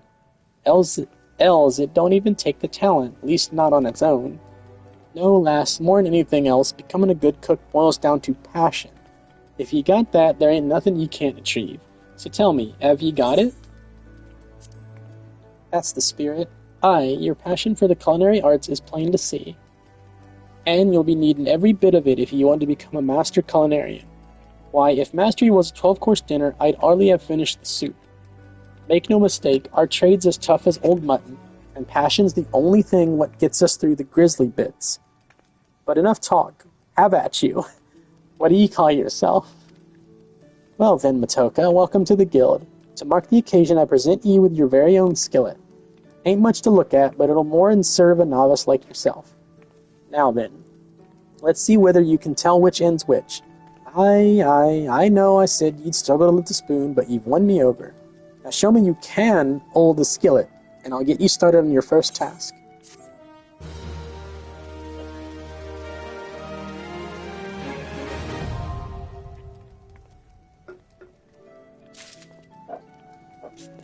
Oh, heck. Alright.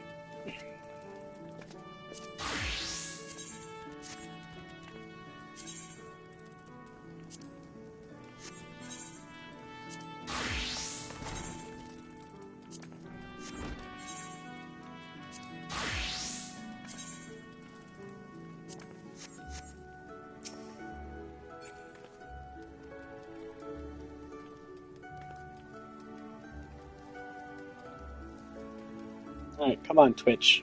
Load, please, so I can ban this person. There we go.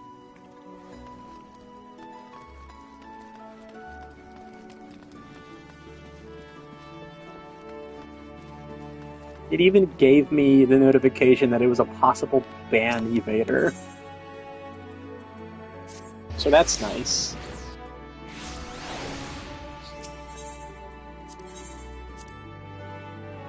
Alright, so there's the Botanists Guild, Carpenters Guild, and Leatherworker Guild here in Gridania. So I'm going to have to go through this process of long-winded dialogue 3 more times here, and then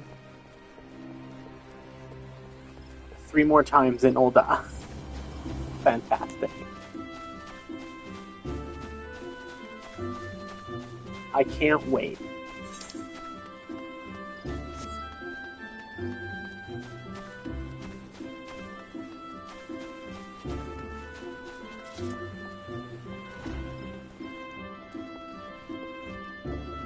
Alright, first things first, I'm going to talk to you about this other quest that I'm doing. I'm unable to execute from current location. Are you serious? A message from Jondeline, you say? So he's lost another one? Sigh. Does the man not understand that wood does not simply grow on... actually it does. At least in a manner of speaking. But the fact remains that resources are in short supply. For all his flowery words, if his tools were truly an extension of his very being, one would think he'd find a way to hold on to them for more than a fortnight or two. Jondeline's skill are not to be doubted, but his temperament leaves much to be desired. Still, it is not my place to judge. Take this to him, and let us both hope that he will right his ways. Thanks, Spud. Thanks, Beaten, off the beaten path. Hello, Korg. Greetings, adventurer, and welcome to the Carpenters Guild. We are the artisans who take wood and grant it new form and purpose as the archer's bow, the lancer's spear, and the novice's shield. If carpentry holds any appeal, you should consider joining our guild. Might you be interested in learning the ways of woodworking? Yes. Wonderful, wonderful. Now, before we proceed, I think it only right that I acquaint you with our guild's storied past. Since the founding of Gridania, we have built our homes and crafted our weapons from the trees of the 12-Split.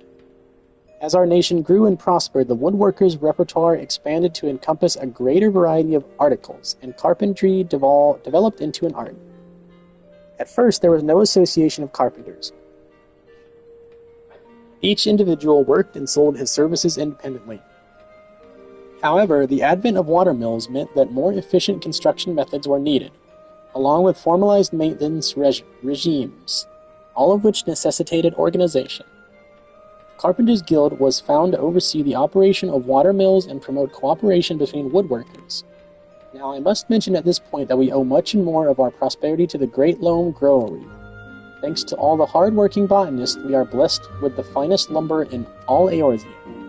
This confluence of ideal circumstances allows us to provide all manner of goods and services to the people of Gridania.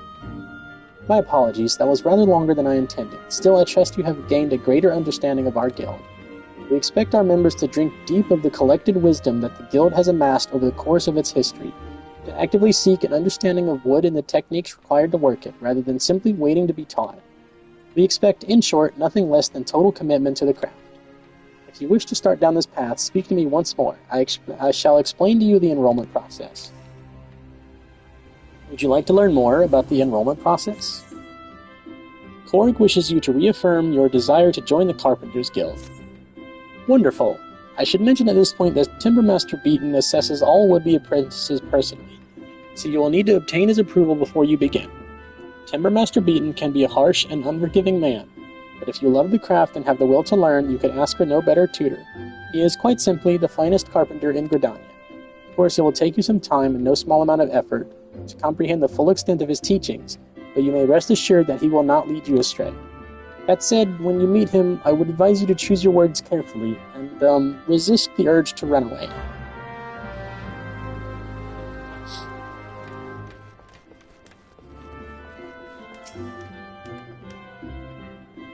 Another green adventurer come to play with saws?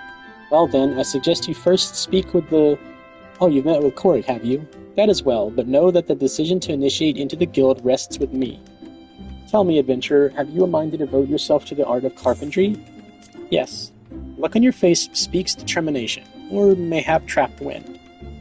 Still, you look strong enough to hold a saw, and if your resolve is indeed genuine, I give you leave to remain, for the time being. However, you are useless to me in your current state. You are as a seedling, some potential perhaps, but no more like to thrive than perish.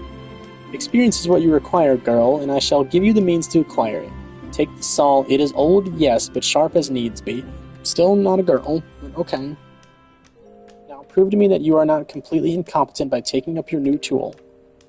Once you have done so, present yourself to me for inspection.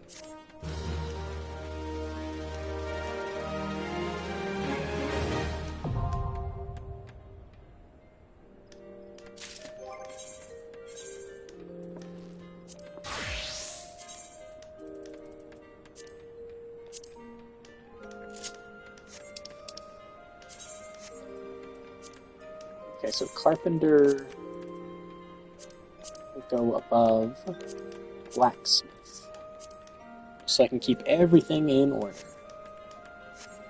Alright, now we're gonna go to the Botanist's Guild.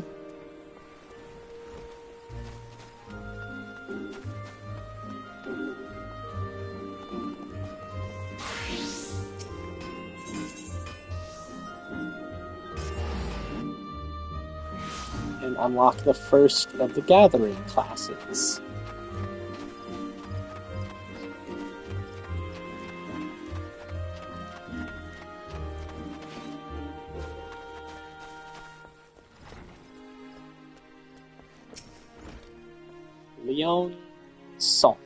Leon Cial.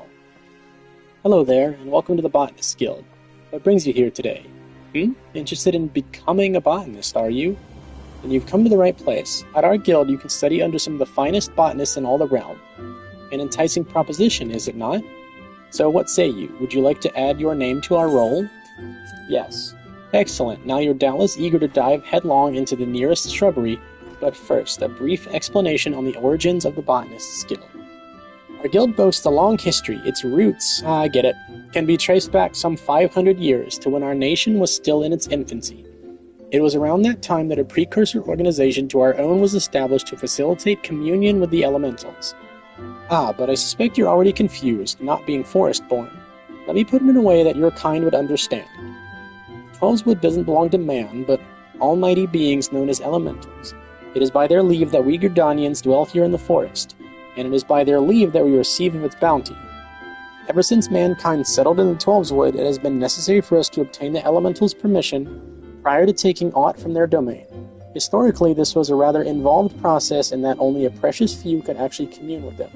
Specifically, those conjurers blessed with the ability to hear the elementals, aptly known as hearers. In order to relay the elementals' will to the botanists in a more timely manner, a new organization was formed with a hearer at its mouth and ears. This organization would eventually evolve to become the Botanists' Guild. To this day, the Guild employs the services of a hearer who offers guidance to our members. Yet this is no longer our organization's sole concern. We also seek to promulgate correct harvesting practices? I have no idea about that word. That is, practices which honor the will of the elementals.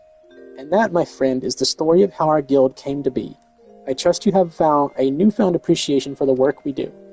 Now, with all this talk of elementals and communing, mayhap you're wondering whether you're fit to join us. Well, you may cast such doubts aside. You don't need to have been raised as a good little forest-born girl to be a botanist, nor do you need to know the secret forest-born salute. I jest. You just need a healthy respect for nature and the will to learn. If you honestly believe you possess these things, it would be my pleasure to recommend you to our guildmaster. Please wait a moment while I see to the formalities. Speak to me again when you are ready to begin the enrollment procedures. I need to take a minute to step away to take my medicine, so please excuse me.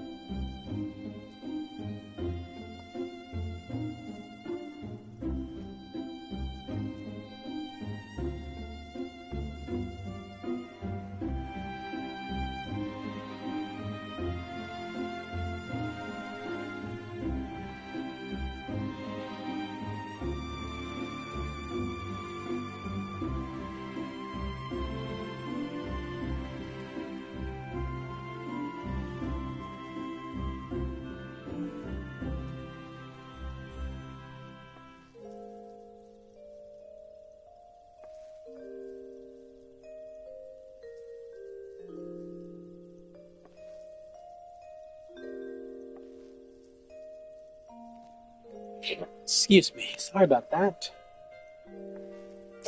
Alright, we are back. Ready to enroll in the Botanist Guild, I take it? Leon wishes you to reaffirm your desire to join the Botanist Guild. Music to my ears. It will be my pleasure to refer you to Guildmaster Fafusha. Our Guildmaster's knowledge of nature is second to none. One need only witness her uncanny knack for spotting the finest timber to see that hers is a truly God's-given talent. It is for this reason that she holds the title of First Botanist. Oh, but you need not be overawed, for she is the kindliest of souls. You will find the Guildmaster just outside this building. Seek her out and impress upon her your desire to become a botanist.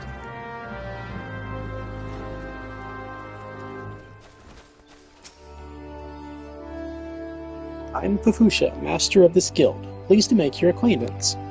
I take it Leoncio has given you an overview of botany already? Well then, I suppose that I better continue where he left off. All Gridanians may rightly claim to share a close relationship with nature, but none is so intimate as that of the botanist. It is our calling to nurture the natural environment to the mutual benefit of man and wood. But even as nature holds us in her loving embrace, providing for our every need, she is at heart an unsentimental creature, one that will take life just as readily as she gives it. Being a botanist means coming face to face with this uncomfortable truth on a regular basis. Knowing this, do you still wish to walk our path? Yes. The look in your eye bespeaks the passion in your heart. Very well, I bid you welcome to the Botanist's Guild. To help you on your way, I present you with this hatchet. Take it up and then present yourself to me again. I would assign you your first task as a botanist of the guild.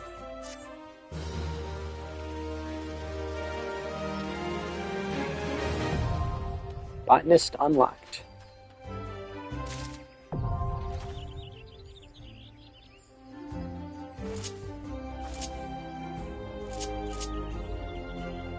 Oh my. Those are going to be a pain to get rid of. But I'll figure that out later.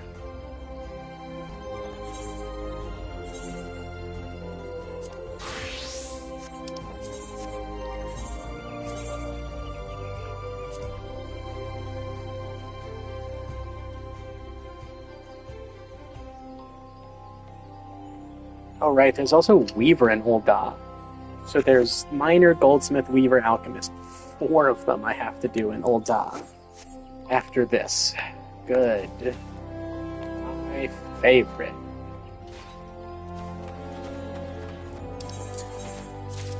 Get rid of that for now. I don't have that mount.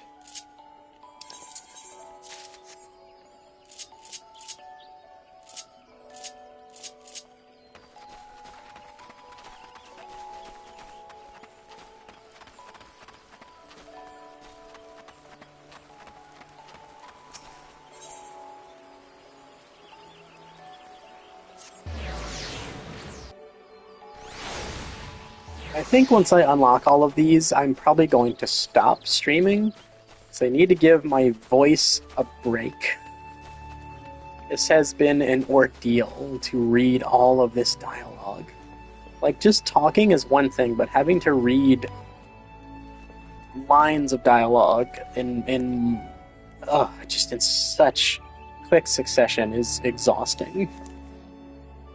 Greetings and welcome to the Leatherworkers Guild. Here we produce the finest leather goods, taking care to honor the lives which were sacrificed for their creation. Our leather armor is worn by the archers and lancers of this great nation, and favored by all who prefer that their protection does not come at a cost to mobility. If you wish to place an order, I bid you to visit Fin-Il Fineries. If, on the other hand, you have mind to join our guild, I should be happy to assist you. Might you be interested in becoming a leatherworker? Yes. Nothing would make me happier than to welcome a new initiate into our ranks. However, it is essential that you first understand the burden that every leather worker must bear. As you cannot have failed to notice, the 12's wood is blessed with an abundance of life, and we Gridanians have long hunted the forest creatures for both nourishment and clothing. But Gridania is unlike any other place. The elementals that watch over the 12's wood have never looked kindly on the taking of life, and those who flout their governance do so at their own peril. The elementals decreed that life not be taken without due necessity, and so the Trappers' League was formed to regulate the hunting of animals. The Leatherworkers Guild was subsequently founded to manage the fair and equitable distribution of pelts. Nowadays, adventurers are a major supplier of pelts, and leather goods have become widespread. But in times past, they were rare and precious. The Leatherworkers Guild has not forgotten those times. We treat leather with no less respect than the living creatures whence it comes, and craft goods of the highest quality. In so doing, we honor the lives lost and minimize the need for further tilling, an oft-forgotten benefit of our product's surpassing durability. Our guild is also the sole producer of the famous Fin-Il brand of leather goods, the pride of Gridania. These products represent the ultimate expression of our core tenets and the transcendent technique which shaped them.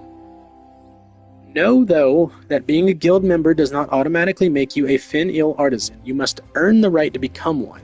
For most of the leatherworkers here, having the fruit of their labors bear the Fin-Il brand is yet a distant dream. That is the life which awaits you, should you choose to walk our path. Success will not be handed to you, but I guarantee that you will have the opportunity to seize it.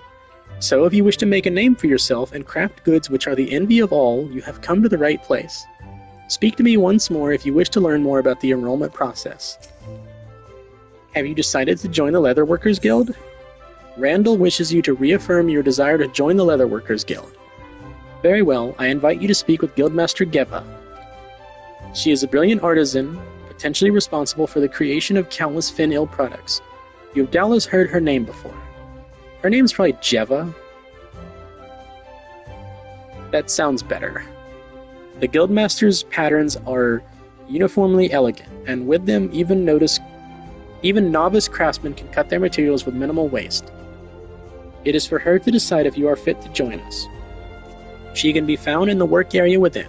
Present yourself to her and do not waver in your determination. But maybe it is Geva. I'm not really sure. It never gets said in a voiced cutscene. Hey there. So, you wish to become a leatherworker. If you've spoken with Randall, then you have been told what it means to work with leather, the weight you must carry, the responsibility you must bear. Not just to the elementals, mind you, but also to the guild. Our craftsmanship is unrivaled, and each member is expected to live up to that reputation. Once you join, there is no turning back. If you dishonor us, I shall flay you myself and make a chocobo saddle from your hide. Will you swear to uphold our traditions and be the best leather worker you can be? Yes. Very well, you may learn our craft within these walls, though you seem ill-equipped to do even that. I will give you a head knife to help you on your way, but the rest is up to you. Do not presume that your association with us means your work will bear the Fin-Il name. Until you prove yourself worthy, you will not be permitted to so much as touch a Fin-Il product, much less craft one. Now then, if we're to continue with your initiation, you'll need to put that knife in your hand first. Talk to me when you're ready to begin.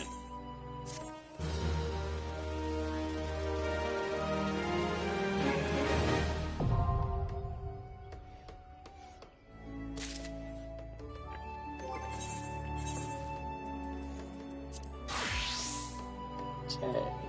Leatherworker is underneath Armorer for now.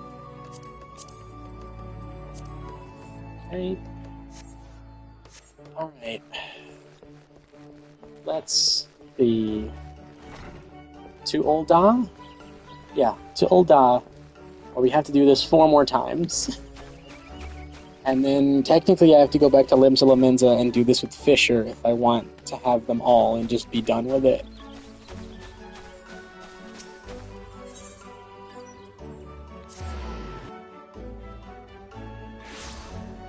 I have to not speak to anyone for like the next 24 hours. Wait, Gold Saucer? A ticket is required for passage to the Manderville Gold Saucer. If you do not have one, I'm afraid I must ask you to be on your way. Oh, alright. That's interesting. I didn't know there was even an option to get turned away for that. Yet.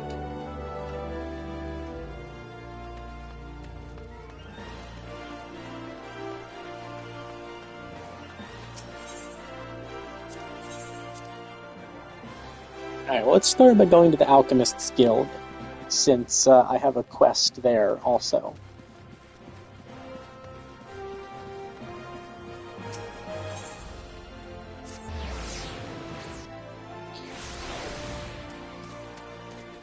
Wait, that's an open-air roof?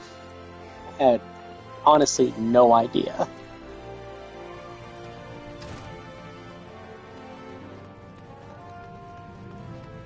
Hello, Severian.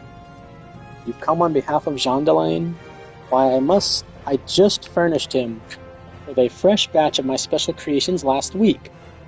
I realize the man's services are in demand, but it would be physically impossible for him to exhaust the entire supply so soon.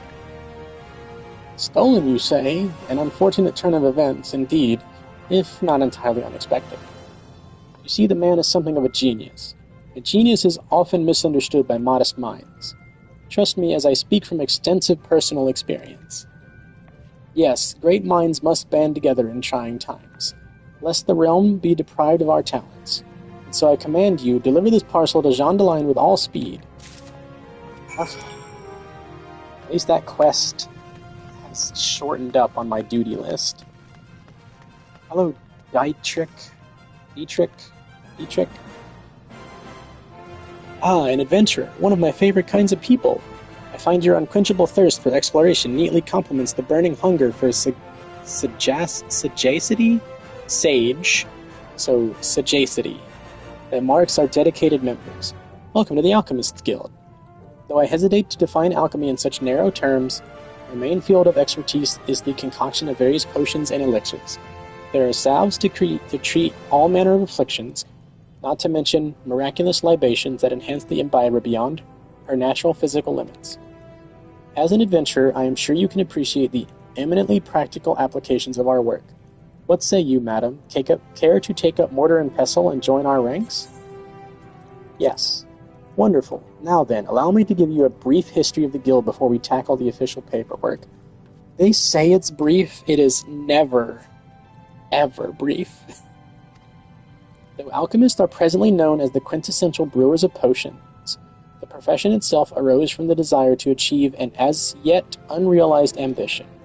The original driving purpose behind our art was, and perhaps still is, the discovery of a process that can transform base metals into gold or silver, and the mystical medium thought necessary to effect such a transformation is the Philosopher's Stone, which is itself believed to have Panacean properties and be capable of bestowing eternal life. Though success yet eludes us, years of endless experimentation towards this golden goal had the initially unintentional consequence of unearthing a wealth of knowledge in the field of alchemical medicine. Regretfully, alchemy's potential to enrich the lives of the masses was first met with a wave of distrust, as if our ability to create helpful compounds was akin to dabbling in back-alley witchcraft. The profession eventually gained credibility in Ul'dah through its integration into traditional medicine by Frondale's Frontistry, an institution known for producing respected physicians. Once the city's shift into perception became known, budding alchemists wishing to study without fear of persecution journeyed to Ul'dah from every corner of the realm. It was not long before this gathering of inquisitive minds banded together to form the Alchemists' Guild. Thus, while our organization is intensely focused on perfecting and sharing the fruits of our research, it is also of paramount importance that we uphold the reputation of alchemy itself as a legitimate discipline. If you would revel in the secrets of our arts, then you must be prepared to shoulder the responsibility I have described. Take a moment to dwell on these words before you truly enter the world of alchemy. Have you arrived at a decision? Are you ready to exult in the arts of alchemy and commit to the responsibilities that your enrollment entails? Dietrich wishes to reaffirm your desire to join the Alchemists Guild. Excellent. Then allow me to direct you to our guildmaster. Gaining his approval is the last test you must pass before becoming a full member of the guild. You will find Guildmaster Severian tending to his experiments at his personal workbench. I must warn you, he is a rather intense individual. Pray choose your words with care. Alright, dude. Hey, man. What? What is it this time? Ah, you must be the merchant's lackey, come to bring me my imp wings. Let's have them then. Huh? Not a lackey? An inspiring alchemist, did you say? Speak up and pray that I heard you awry. Are you in a spot? Yes. Did that babbling fool Dietrich send you to me? I specifically requested that I be disturbed for nothing less than the coming of a second calamity. Do I appear as a kindly mentor to you? My research demands my absolute and undivided attention. Now be gone before I am forced to... But wait. Perhaps I can. Yes, you may be the very assistant I require. I have had a change of heart. Congratulations, I approve your application to the guild. It is with great pleasure that I welcome a fellow seeker of knowledge into the fold. We can dispense with the interminable initiation ceremony, yes? Here's your first Olympic. Try not to drop it, but there is much work to be done. Yes, much work. Oh, gods. Okay. Miner, Weaver, Goldsmith, back to Limsa for Fisher, and then I'm going to stop.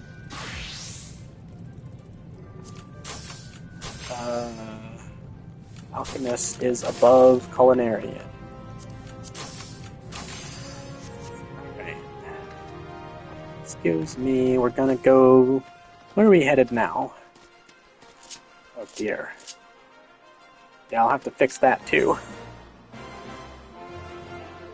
Yeah, these are all based on Sylvia's.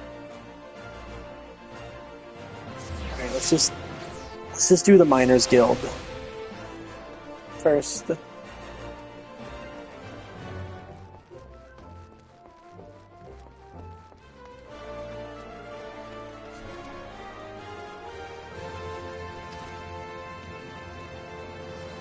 Oh wait, I don't speak to you first. I talk to you first.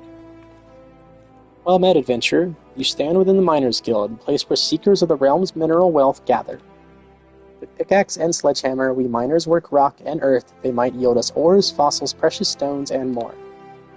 If you have a mind to join our ranks, you will be pleased to know that we are currently recruiting. Great riches await those with strong backs and keen eyes. Yes, I wish to join. A decision you will not regret. You have just taken your first step towards striking it rich. To look at the lands around Ul'dah, one would be forgiven for thinking the region barren of opportunity. But beneath the surface, the scene could not be more different. There lies veins of copper, silver, and gold beyond measure.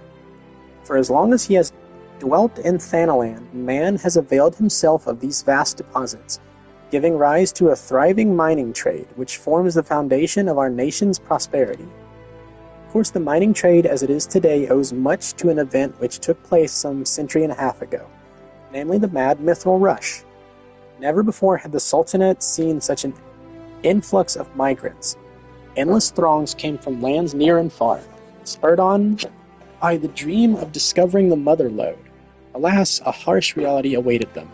You see, the vast majority of those poor souls were miners in name alone, and they possessed neither the proper equipment nor the training to realize their dreams. To make matters worse, the mining concerns, who in those days held absolute power, did not scruple to exploit them. Presented with a glut of unskilled labor, they proceeded to fill every tunnel to bursting, and atrocious working conditions soon became the norm. Miners were paid a pittance for back-breaking labor and saw naught of the riches they unearthed. Pushed to the breaking point, the workers banded together to form the Miners Guild, with the aim of improving conditions while protecting the integrity of the trade. Since then, we have sought to educate folk and correct mining practices, both to prevent accidents and to curb the impact that our trade has upon the environment. I trust you now have a better understanding of what we can do. All that is left is to commit your name to our role. When you are ready to do so, speak with me again. I shall guide you through the enrollment procedure. So, are you ready to join the Miners Guild? Lynette wishes you to reaffirm your desire to join the Miners Guild. Music to my ears, I, the kind made when one's pickaxe strikes gold. You must introduce yourself to Guildmaster Adalberta right away. Her approval is required if you are to be formally admitted to our ranks. In case you're unaware, Adalberta is perhaps the most accomplished of those miners who still swing a pickaxe. Her understanding of our trade is unsurpassed, and her flair for prospecting uncanny. Her brain, in short, is a veritable gold mine of knowledge, much of it concerning the mining of gold. Ha ha! Jesting apart, you stand to learn a great deal from her.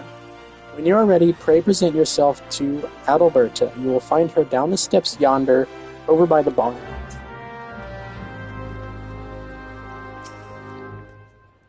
Well met, adventurer. Adalbert is my name, and I'm the master of this guild. I take it you wish to become a miner. Well, our doors are open to all who aren't afraid to work hard and get dirty. Thanks to recent advances in refining techniques, it's now possible to smelt even low-purity ores. I mention this because it's allowed us to reopen a number of mines which were long thought exhausted, prompting trade to flourish. Truth be told, with businesses as it is at the moment, we can't take on enough new miners. And few folk make better miners than adventurers, you being a hardy lie. What's more, you're well-traveled, which serves to expand our guild's sphere of activity. Oh, but I'm not suggesting you join solely for our benefit. For your part, you'll acquire skills that will prove to your profit. A mutually beneficial arrangement, I trust you'll agree. So what say you? You will join us, yes? Yes. Then I bid you welcome to the Miners Guild. May your toils never go unrewarded. Now then, here's a pickaxe to get you started. It's not the newest, but it should serve a novice well enough. Go on and take it up, see how it feels in your hands. Speak to me again when you're ready, and I will assign you a little task to help you get into the swing of things. I get it. You're swinging a pickaxe.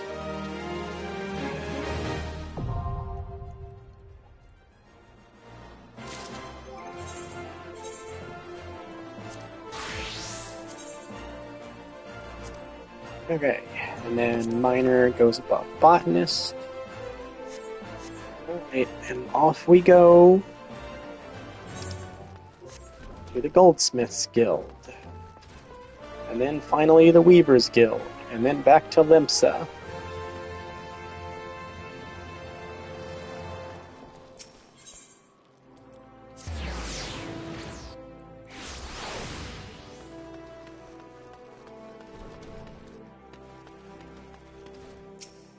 Jamime.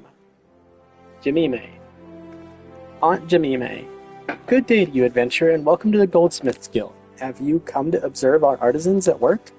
Indeed, it is a marvel to watch goldsmiths transform raw metals and uncut gemstones into sparkling rings, earrings, and necklaces, some of which possess magical properties, no less.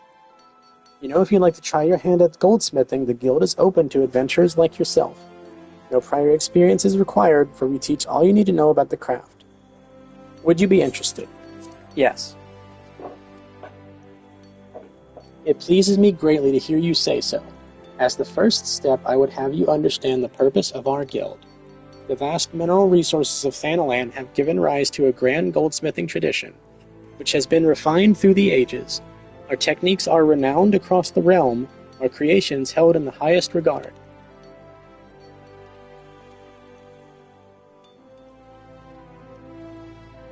However, we of Estime's lapidaries, the premier source for Uldan jewelry, were not content to rest on our laurels.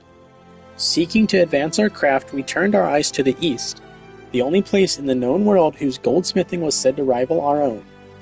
We built the finest facilities to beckon their masters hither, and blended their foreign techniques with ours. Our guild quickly became the center of Eorzean goldsmithing. Aye, here you shall benefit from the refined wisdom of countless veteran craftsmen. You will learn to see the potential in your materials and shape them to your will. These are essential skills, for a goldsmith must hone his eyes to identify and appraise all manner of materials, and when needs be, recognize imitations for what they are. It is even said that a master goldsmith can ascertain the authenticity of a man himself. You may one day come to possess such vision. But even the most magnificent jewel begins life as a rough-hewn stone. It must first be cut and polished before it can delight the eyes with its brilliance. If you would become a goldsmith, you must needs refine yourself as you would a gemstone. It will take much time and effort, and there is no guarantee of success. Should you be certain that this is the life you seek, speak to me once more. Before you can embark upon your journey to become a goldsmith, you must first seek an audience with our guildmaster. Are you ready to do so? Jemime would have you reaffirm your desire to join the Goldsmiths Guild. You shall find Mistress Serendipity on the workshop floor, just down the steps. Show her your burning desire to learn, and you are certain to receive her permission to join. Her name's probably like just Jamim, but I'm calling her Jemime because it makes me think of Aunt Jemima. and I think that's funny. And that's it. That's the only reason. Stop right there, you little troublemaker. People are working here. Stop right there, criminal scum. Are you an Imperial Guard? Oh, pardon me. I had you mistaken for a mammoth. For a moment there, how did you have me mistaken for a mammoth? At least a 6-foot-tall lion person. Anyway, sigh. Let's start over, shall we? What brings you here today, adventurer? Do you perchance have aspirations to become a goldsmith? Yes. Really? That's great. Welcome, welcome. I'm Serendipity, but you can call me Sarah. I'll call you Serendipity if that's fine. Or is that too informal?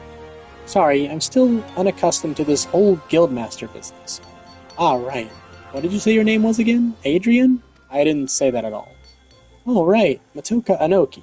Well then, Matoka Anoki, work hard and one day, your creations may line the shelves at Estime's Aesthetics. Trust in yourself and you can achieve anything.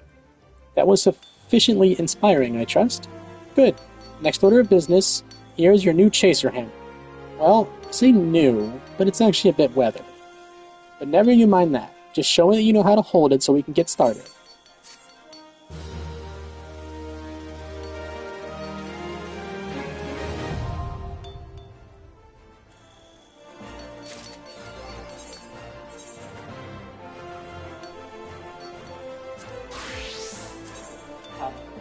Goldsmith. Goldsmith goes under armor.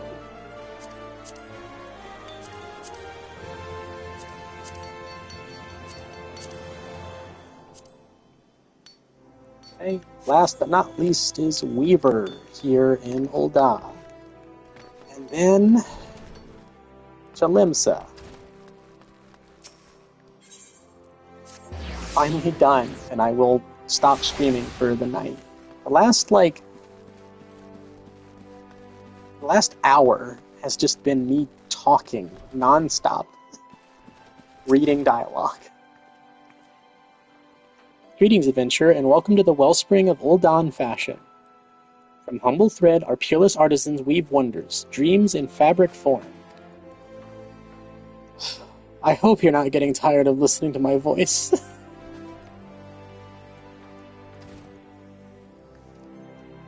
We are renowned as Eorzea's finest purveyors of quality textiles, and as her foremost arbiters of style.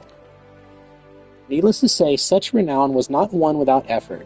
Ours is a tremendously demanding profession, you see, but also a highly rewarding one. It is little wonder that so many adventurers have set their hearts upon joining us. Might you be one of them? Yes. Ah, I thought as much. And I'm sure you're eager to learn all about our illustrious history. I can't fucking wait to read more dialogue. It's so good. So good. Never gets old.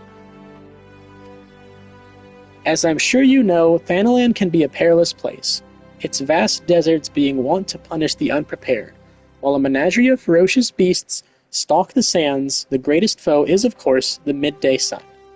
And so, ever since man first set foot in this region, he has favored light, flowing fabrics that shield him from the sun's rays while allowing his skin to breathe. Of course, Uldans have ever been a people of taste, and demand for more extravagant designs spurred innovation, resulting in textile goods whose appeal extended far beyond our borders.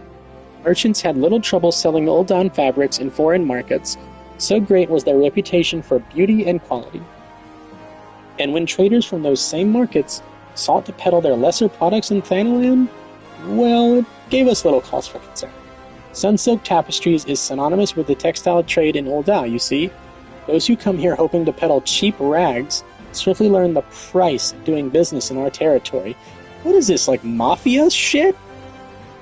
You're gonna learn the price of doing business in our territory. He's gonna rub you out, see, and give you a pair of cement shoes so you can end up at the bottom of an oasis or something. I don't fucking know. Are there mobsters in the desert? Do they throw people in quicksand instead of, like, to the bottom of the ocean? I don't know. Anyway, don't mind me. I am very stupid. Wiser men and women with an interest in our trade choose instead to join the guild, which the company generously operates for the betterment of Ul'dah society. We offer our members the tools and techniques needed to become successful, and should they prove themselves especially skilled, they may even be offered direct employment as Sunsilk weavers. Just imagine, adventurer, your designs could one day dictate the course of Ul'Dan fashion. If you desire such fame and influence, then you might be granted a place with us, provided that you are willing to embrace hard work. To ensure candidates can endure the rigors of our profession, our guildmaster has taken it upon himself to evaluate each one personally. When you are ready to submit yourself to his rigorous scrutiny, say the word. Are you ready to meet the guildmaster? First impressions are everything, and you do not want to present yourself poorly. Mahan wishes you to reaffirm your desire to join the Weavers Guild. Excellent, though I do wonder if your attire is appropriate for the occasion. You will find the esteemed Redolent Rose supervising guild operations over yonder. He is, how should I put this? He is relentless in his pursuit of excellence. So long as you demonstrate that you are similarly committed, he will treat you fairly and with respect. Yeah, Redolent Rose is actually the masked Rose that does the fashion report. He's a fucking lunatic. Some of the things that he asks you to wear that count as high fashion are the ugliest things I've ever had the displeasure of making my characters wear for the purposes of fashion report.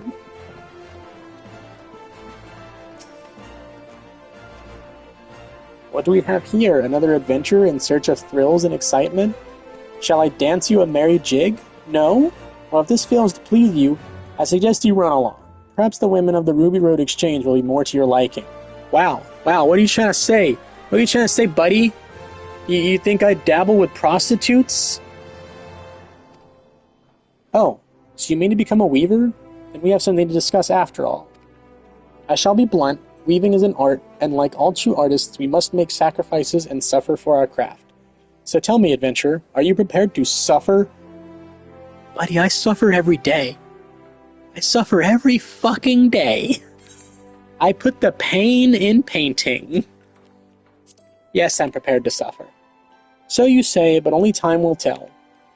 In any case, you'll need equipment to get started. This needle should suffice for now. I need not explain what a needle is, I trust. Yeah, it's the weakness of... Shit, what robot master is weak to Needle Man? Oh, gods.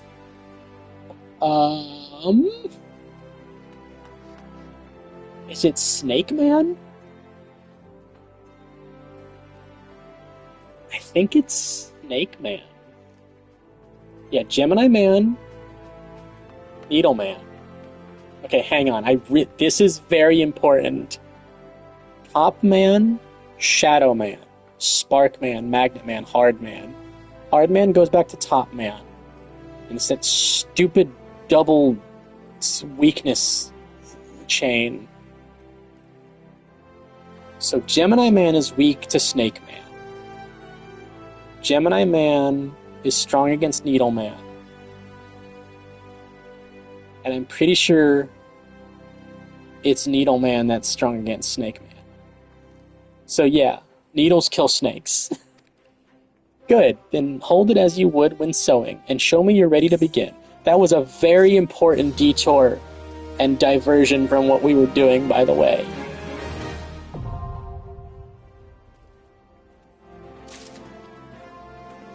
So I have to look that up now. It is weak to Needle Man. Fuck yeah, it was Snake Man, I'm right. I know, I have an encyclopedic knowledge of Mega Man nonsense. Anything Mega Man related, I will know about it, especially from the classic series.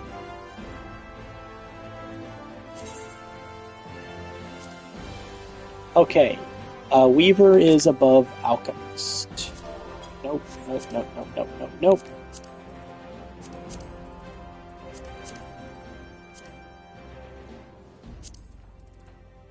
Wait, right? Leatherworker, Weaver, Alchemist. Okay, yeah. Good. Alright. Onward to Limsa to unlock Fisher and to give my voice a break. for the remainder of the night. I will not be speaking to anyone again until tomorrow when I have to for work. Where am I going? Limsa, right.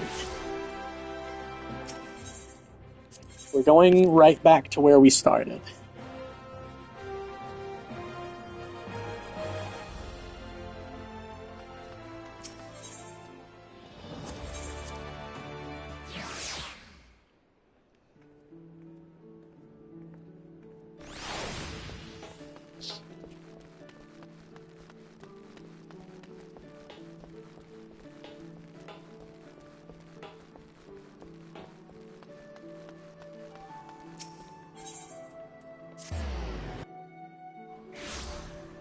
Okay. Hello. How do you say your name? No Malika. I'm presuming the other N in your name is silent. So Malika. No Malika. In Malika. Whatever. No Malika. I'm going to assume it's No Malika. Well, a well-wishing welcome to you, adventurer friend. You've worked your way to Fisherman's Bottom. When you want fish for just a day, you can call a culinarian, but we fishermen feast for life. I've set the bait. Think you ready to bite? It's very clever. Hooray, hooray! Looks like we've got a live one. Let me walk you through the life of a fisherman in Limsa. Since we're surrounded by the seas, the fishing sites are a fisherman's delight. If you can't fish it here, you can't fish it anywhere. While some of us rope our fish in with rods and reels, others skim the seabed with nets for creepy-crawly critters. You might say we cast a wide net. People prattle about our pullers just about everywhere in Limsa. And there's much and more I haven't mentioned. We shepherd the ships, preside over the ports, manage the mongers, all while making sure not to leave any adventurers out to sea. I'll wager you prefer to work alone, so we'll start you off with the rod and reel. Now, you may not necessarily net the numbers net fishing yields, but pole fishing positively pulls prettier prizes. This is a ton of alliteration again. And that's the long and short of it. When you're ready for another bite of bait, I'll reel you in before the guildmaster. Oh, that was the shortest one imaginable. Holy heck, that was incredible. I'd hate to hear you'd had a change of heart. You haven't, have you? New Malika would have you reaffirm your desire to join the Fisherman's Guild. Spoken truly like a true bespoke fisherwoman. Well then, it's time you met the guildmaster. But unfortuitously, and somewhat ironically, our nefarious netmaster is out fishing at the moment. This moment, and every moment, that is. So Sisipu tends to... Oh, gods. So Sisipu tends to tend to tasks that require tending to. Gods bless. Such as deciding whether you'll sink or swim with our guild. Sisipu's presiding over those pools whenever you decidedly decide to say hello.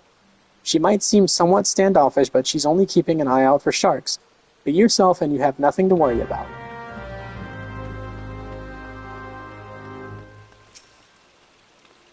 Yes, save your breath. I heard every word between you and New Malika. So I know she told you my role here. As she said, Wawalago's supposed to be guildmaster, but apparently he has bigger fish to fry, so all his work falls to me. That includes making sure our new fish aren't shellfish idiots or potential anemones. You've passed the first test by not laughing at that awful joke. Now you only need the right answer to this question. Are you prepared to fish like you've never fished before? Yes. Well, you're smarter than the majority of bottom dwellers that find their way here. Welcome to the guild. Now, this wouldn't be much of a guild if we sent you out to sea with only a pole and a prayer. So I suppose I can spare you a few pearls of wisdom. Nevertheless, you're still going to need that pole and prayer, so I can at least provide you with the former. Here you go. 1 out of 2 isn't bad. I'll even throw in these lugworms, since you're not like to get far without bait. The rods we bestow upon our new fish are priceless objects, which is to say they don't cost anything. Once you know what you're doing, you'll probably want a proper one. But in the meantime, let's see if you can figure out how to hold your pole. Ready the one I gave you, and your lessons can begin. Okay, and that's every single crafter and gatherer unlocked. Oh. Every single one of them.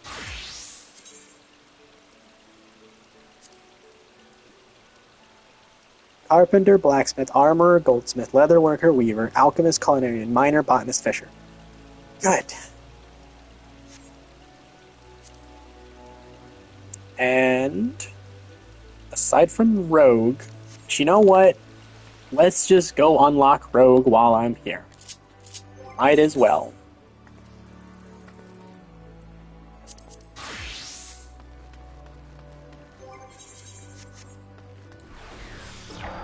It'll be the last thing I do,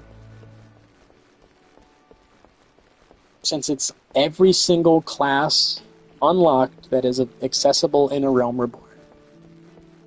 Hey there, Lawn Word. There's naught behind these convent doors for a worldly type like you, missus. We're the dutiful sisters of the Edelweiss, all pure and saintly-like. Now bugger off. Think about, ain't you that lass as goes by the name of Matoka? How do you know who I am? I knew it. We like to snilch all the rising talent, and from what I hear, you're head and shoulders above the rest. If you can handle yourself half as well as they say, you might well be of use to us. Forget all that sisters of the Edelweiss bollocks. That's just a bit of fun to fob off the curious gulls. We're a good old rogues, lass, and it's mainly our marks as does the prey. Me and mine work in the shadows of Limsa, taking a keen edge to the rooks and cacklers would have earned themselves a million. We don't tout for members, but every now and again we might offer a promising young cove a place in the ranks. If you've an interest in joining us, tip us your daddles and we'll put a hilt in each one, just like the gods intended. So what do you say? Fancy learning a new trade?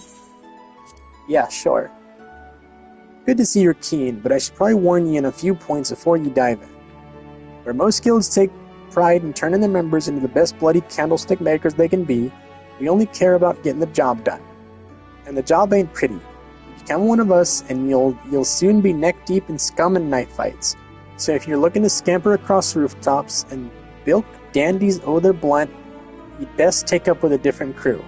Think on that and come back if you're still keen. Lone Word would have you reaffirm your desire to join the Rogues Guild. Didn't scare you off then? Bene. They told me you was a meddlesome lass, and so it's proved. You'll need every ounce of that metal soon enough. Now step inside and have a prattle with Jack. He's our upright man, the master of the guild. You may now freely enter the Rogues Guild. Speak with Lone Word whenever you wish to gain admittance to the guild's headquarters. You looking to head inside? Yes.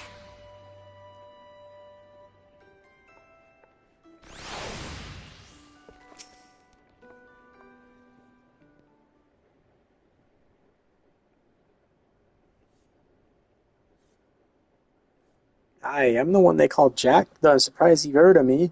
Perhaps you'd be good enough to tell me your name, along with that, though the kindly cove has told ye mine.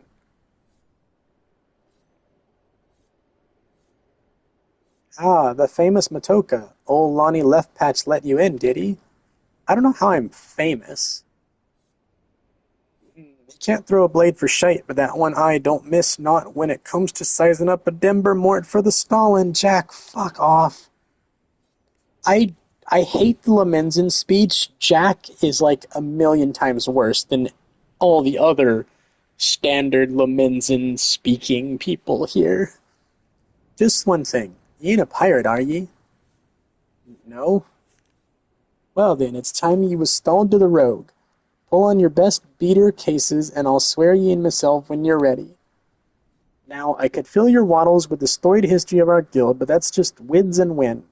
The most important thing, the only thing we care about, is getting the job done. Now, most folk, and I'm assuming you're among them, know that not long after Limsa's founding, the city was overrun by a motley collection of pirates and thieves. But as wild as that lot were, it soon became clear that they'd all end up killing each other if they didn't lay down a few rules, an unspoken code of conduct, as it were. 1, you don't bite the purses of your fellow Lemenzans. 2, you don't rook a crew out of their spoils. And 3, you don't trade culls like they were cattle. Chattel. He means cattle. I'll admit the finer points of the code are a mite murky, but most agree on those three at least. Now, you might be thinking, none of that amounts to a sack of dillberries now the Admiral's outlawed piracy. But in the back alleys and black markets where Merlevib's grip ain't so tight, the code's still alive and well. And just as the law enforced by the Yellowjackets, the code is regulated by us rogues. We go where the shadows are darkest, and hand out justice to them as break the code. Some rum-soaked cove steals goods from the wrong coal, and we steal 'em back. That's the job, my natty lass. Of course, we don't hop the twig when blade work's called for, neither. You'll see there's more to our dagger play than just sticking coals with the pointy end. We'll weaken a mark with poison, fade away and strike in the darkments. Whatever it takes to get the work done. Well, Matoka, what do you say to that? Got the guts to do a rogue's job? Do you have the guts to do a rogue's job? Yes, I do. Alright then. First off, we'll have to get your kit sorted out. The rogue needs to be light on her dew beaters to stay on a mark's trail. The job might have you fighting across a deck or weaving through a mob, and the last thing you want is a bleeding great battle axe what hooks itself on every rope and post. That's why we stick to daggers. They let you slip through the streets just as easily as they slip through a rook's ribs.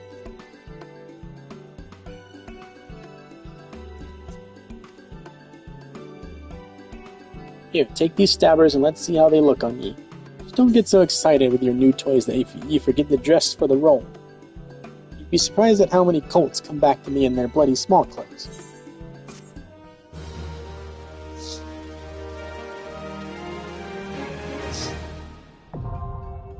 And that's Rogue unlocked.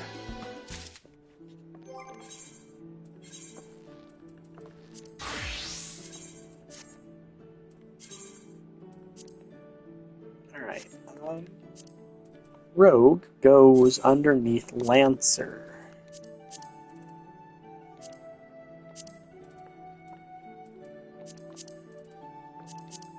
I'm sure there's a faster way to do this.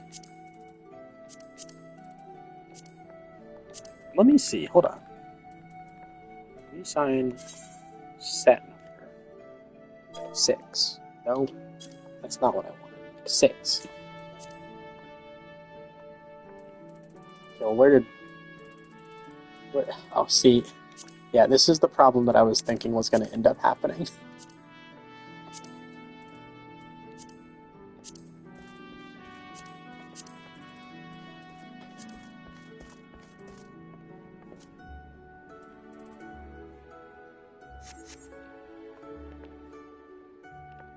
Okay, that's gonna do it for me. I'm gonna go sit down over here and die in this corner while my voice recovers. So, good night, goodbye, thank you for watching.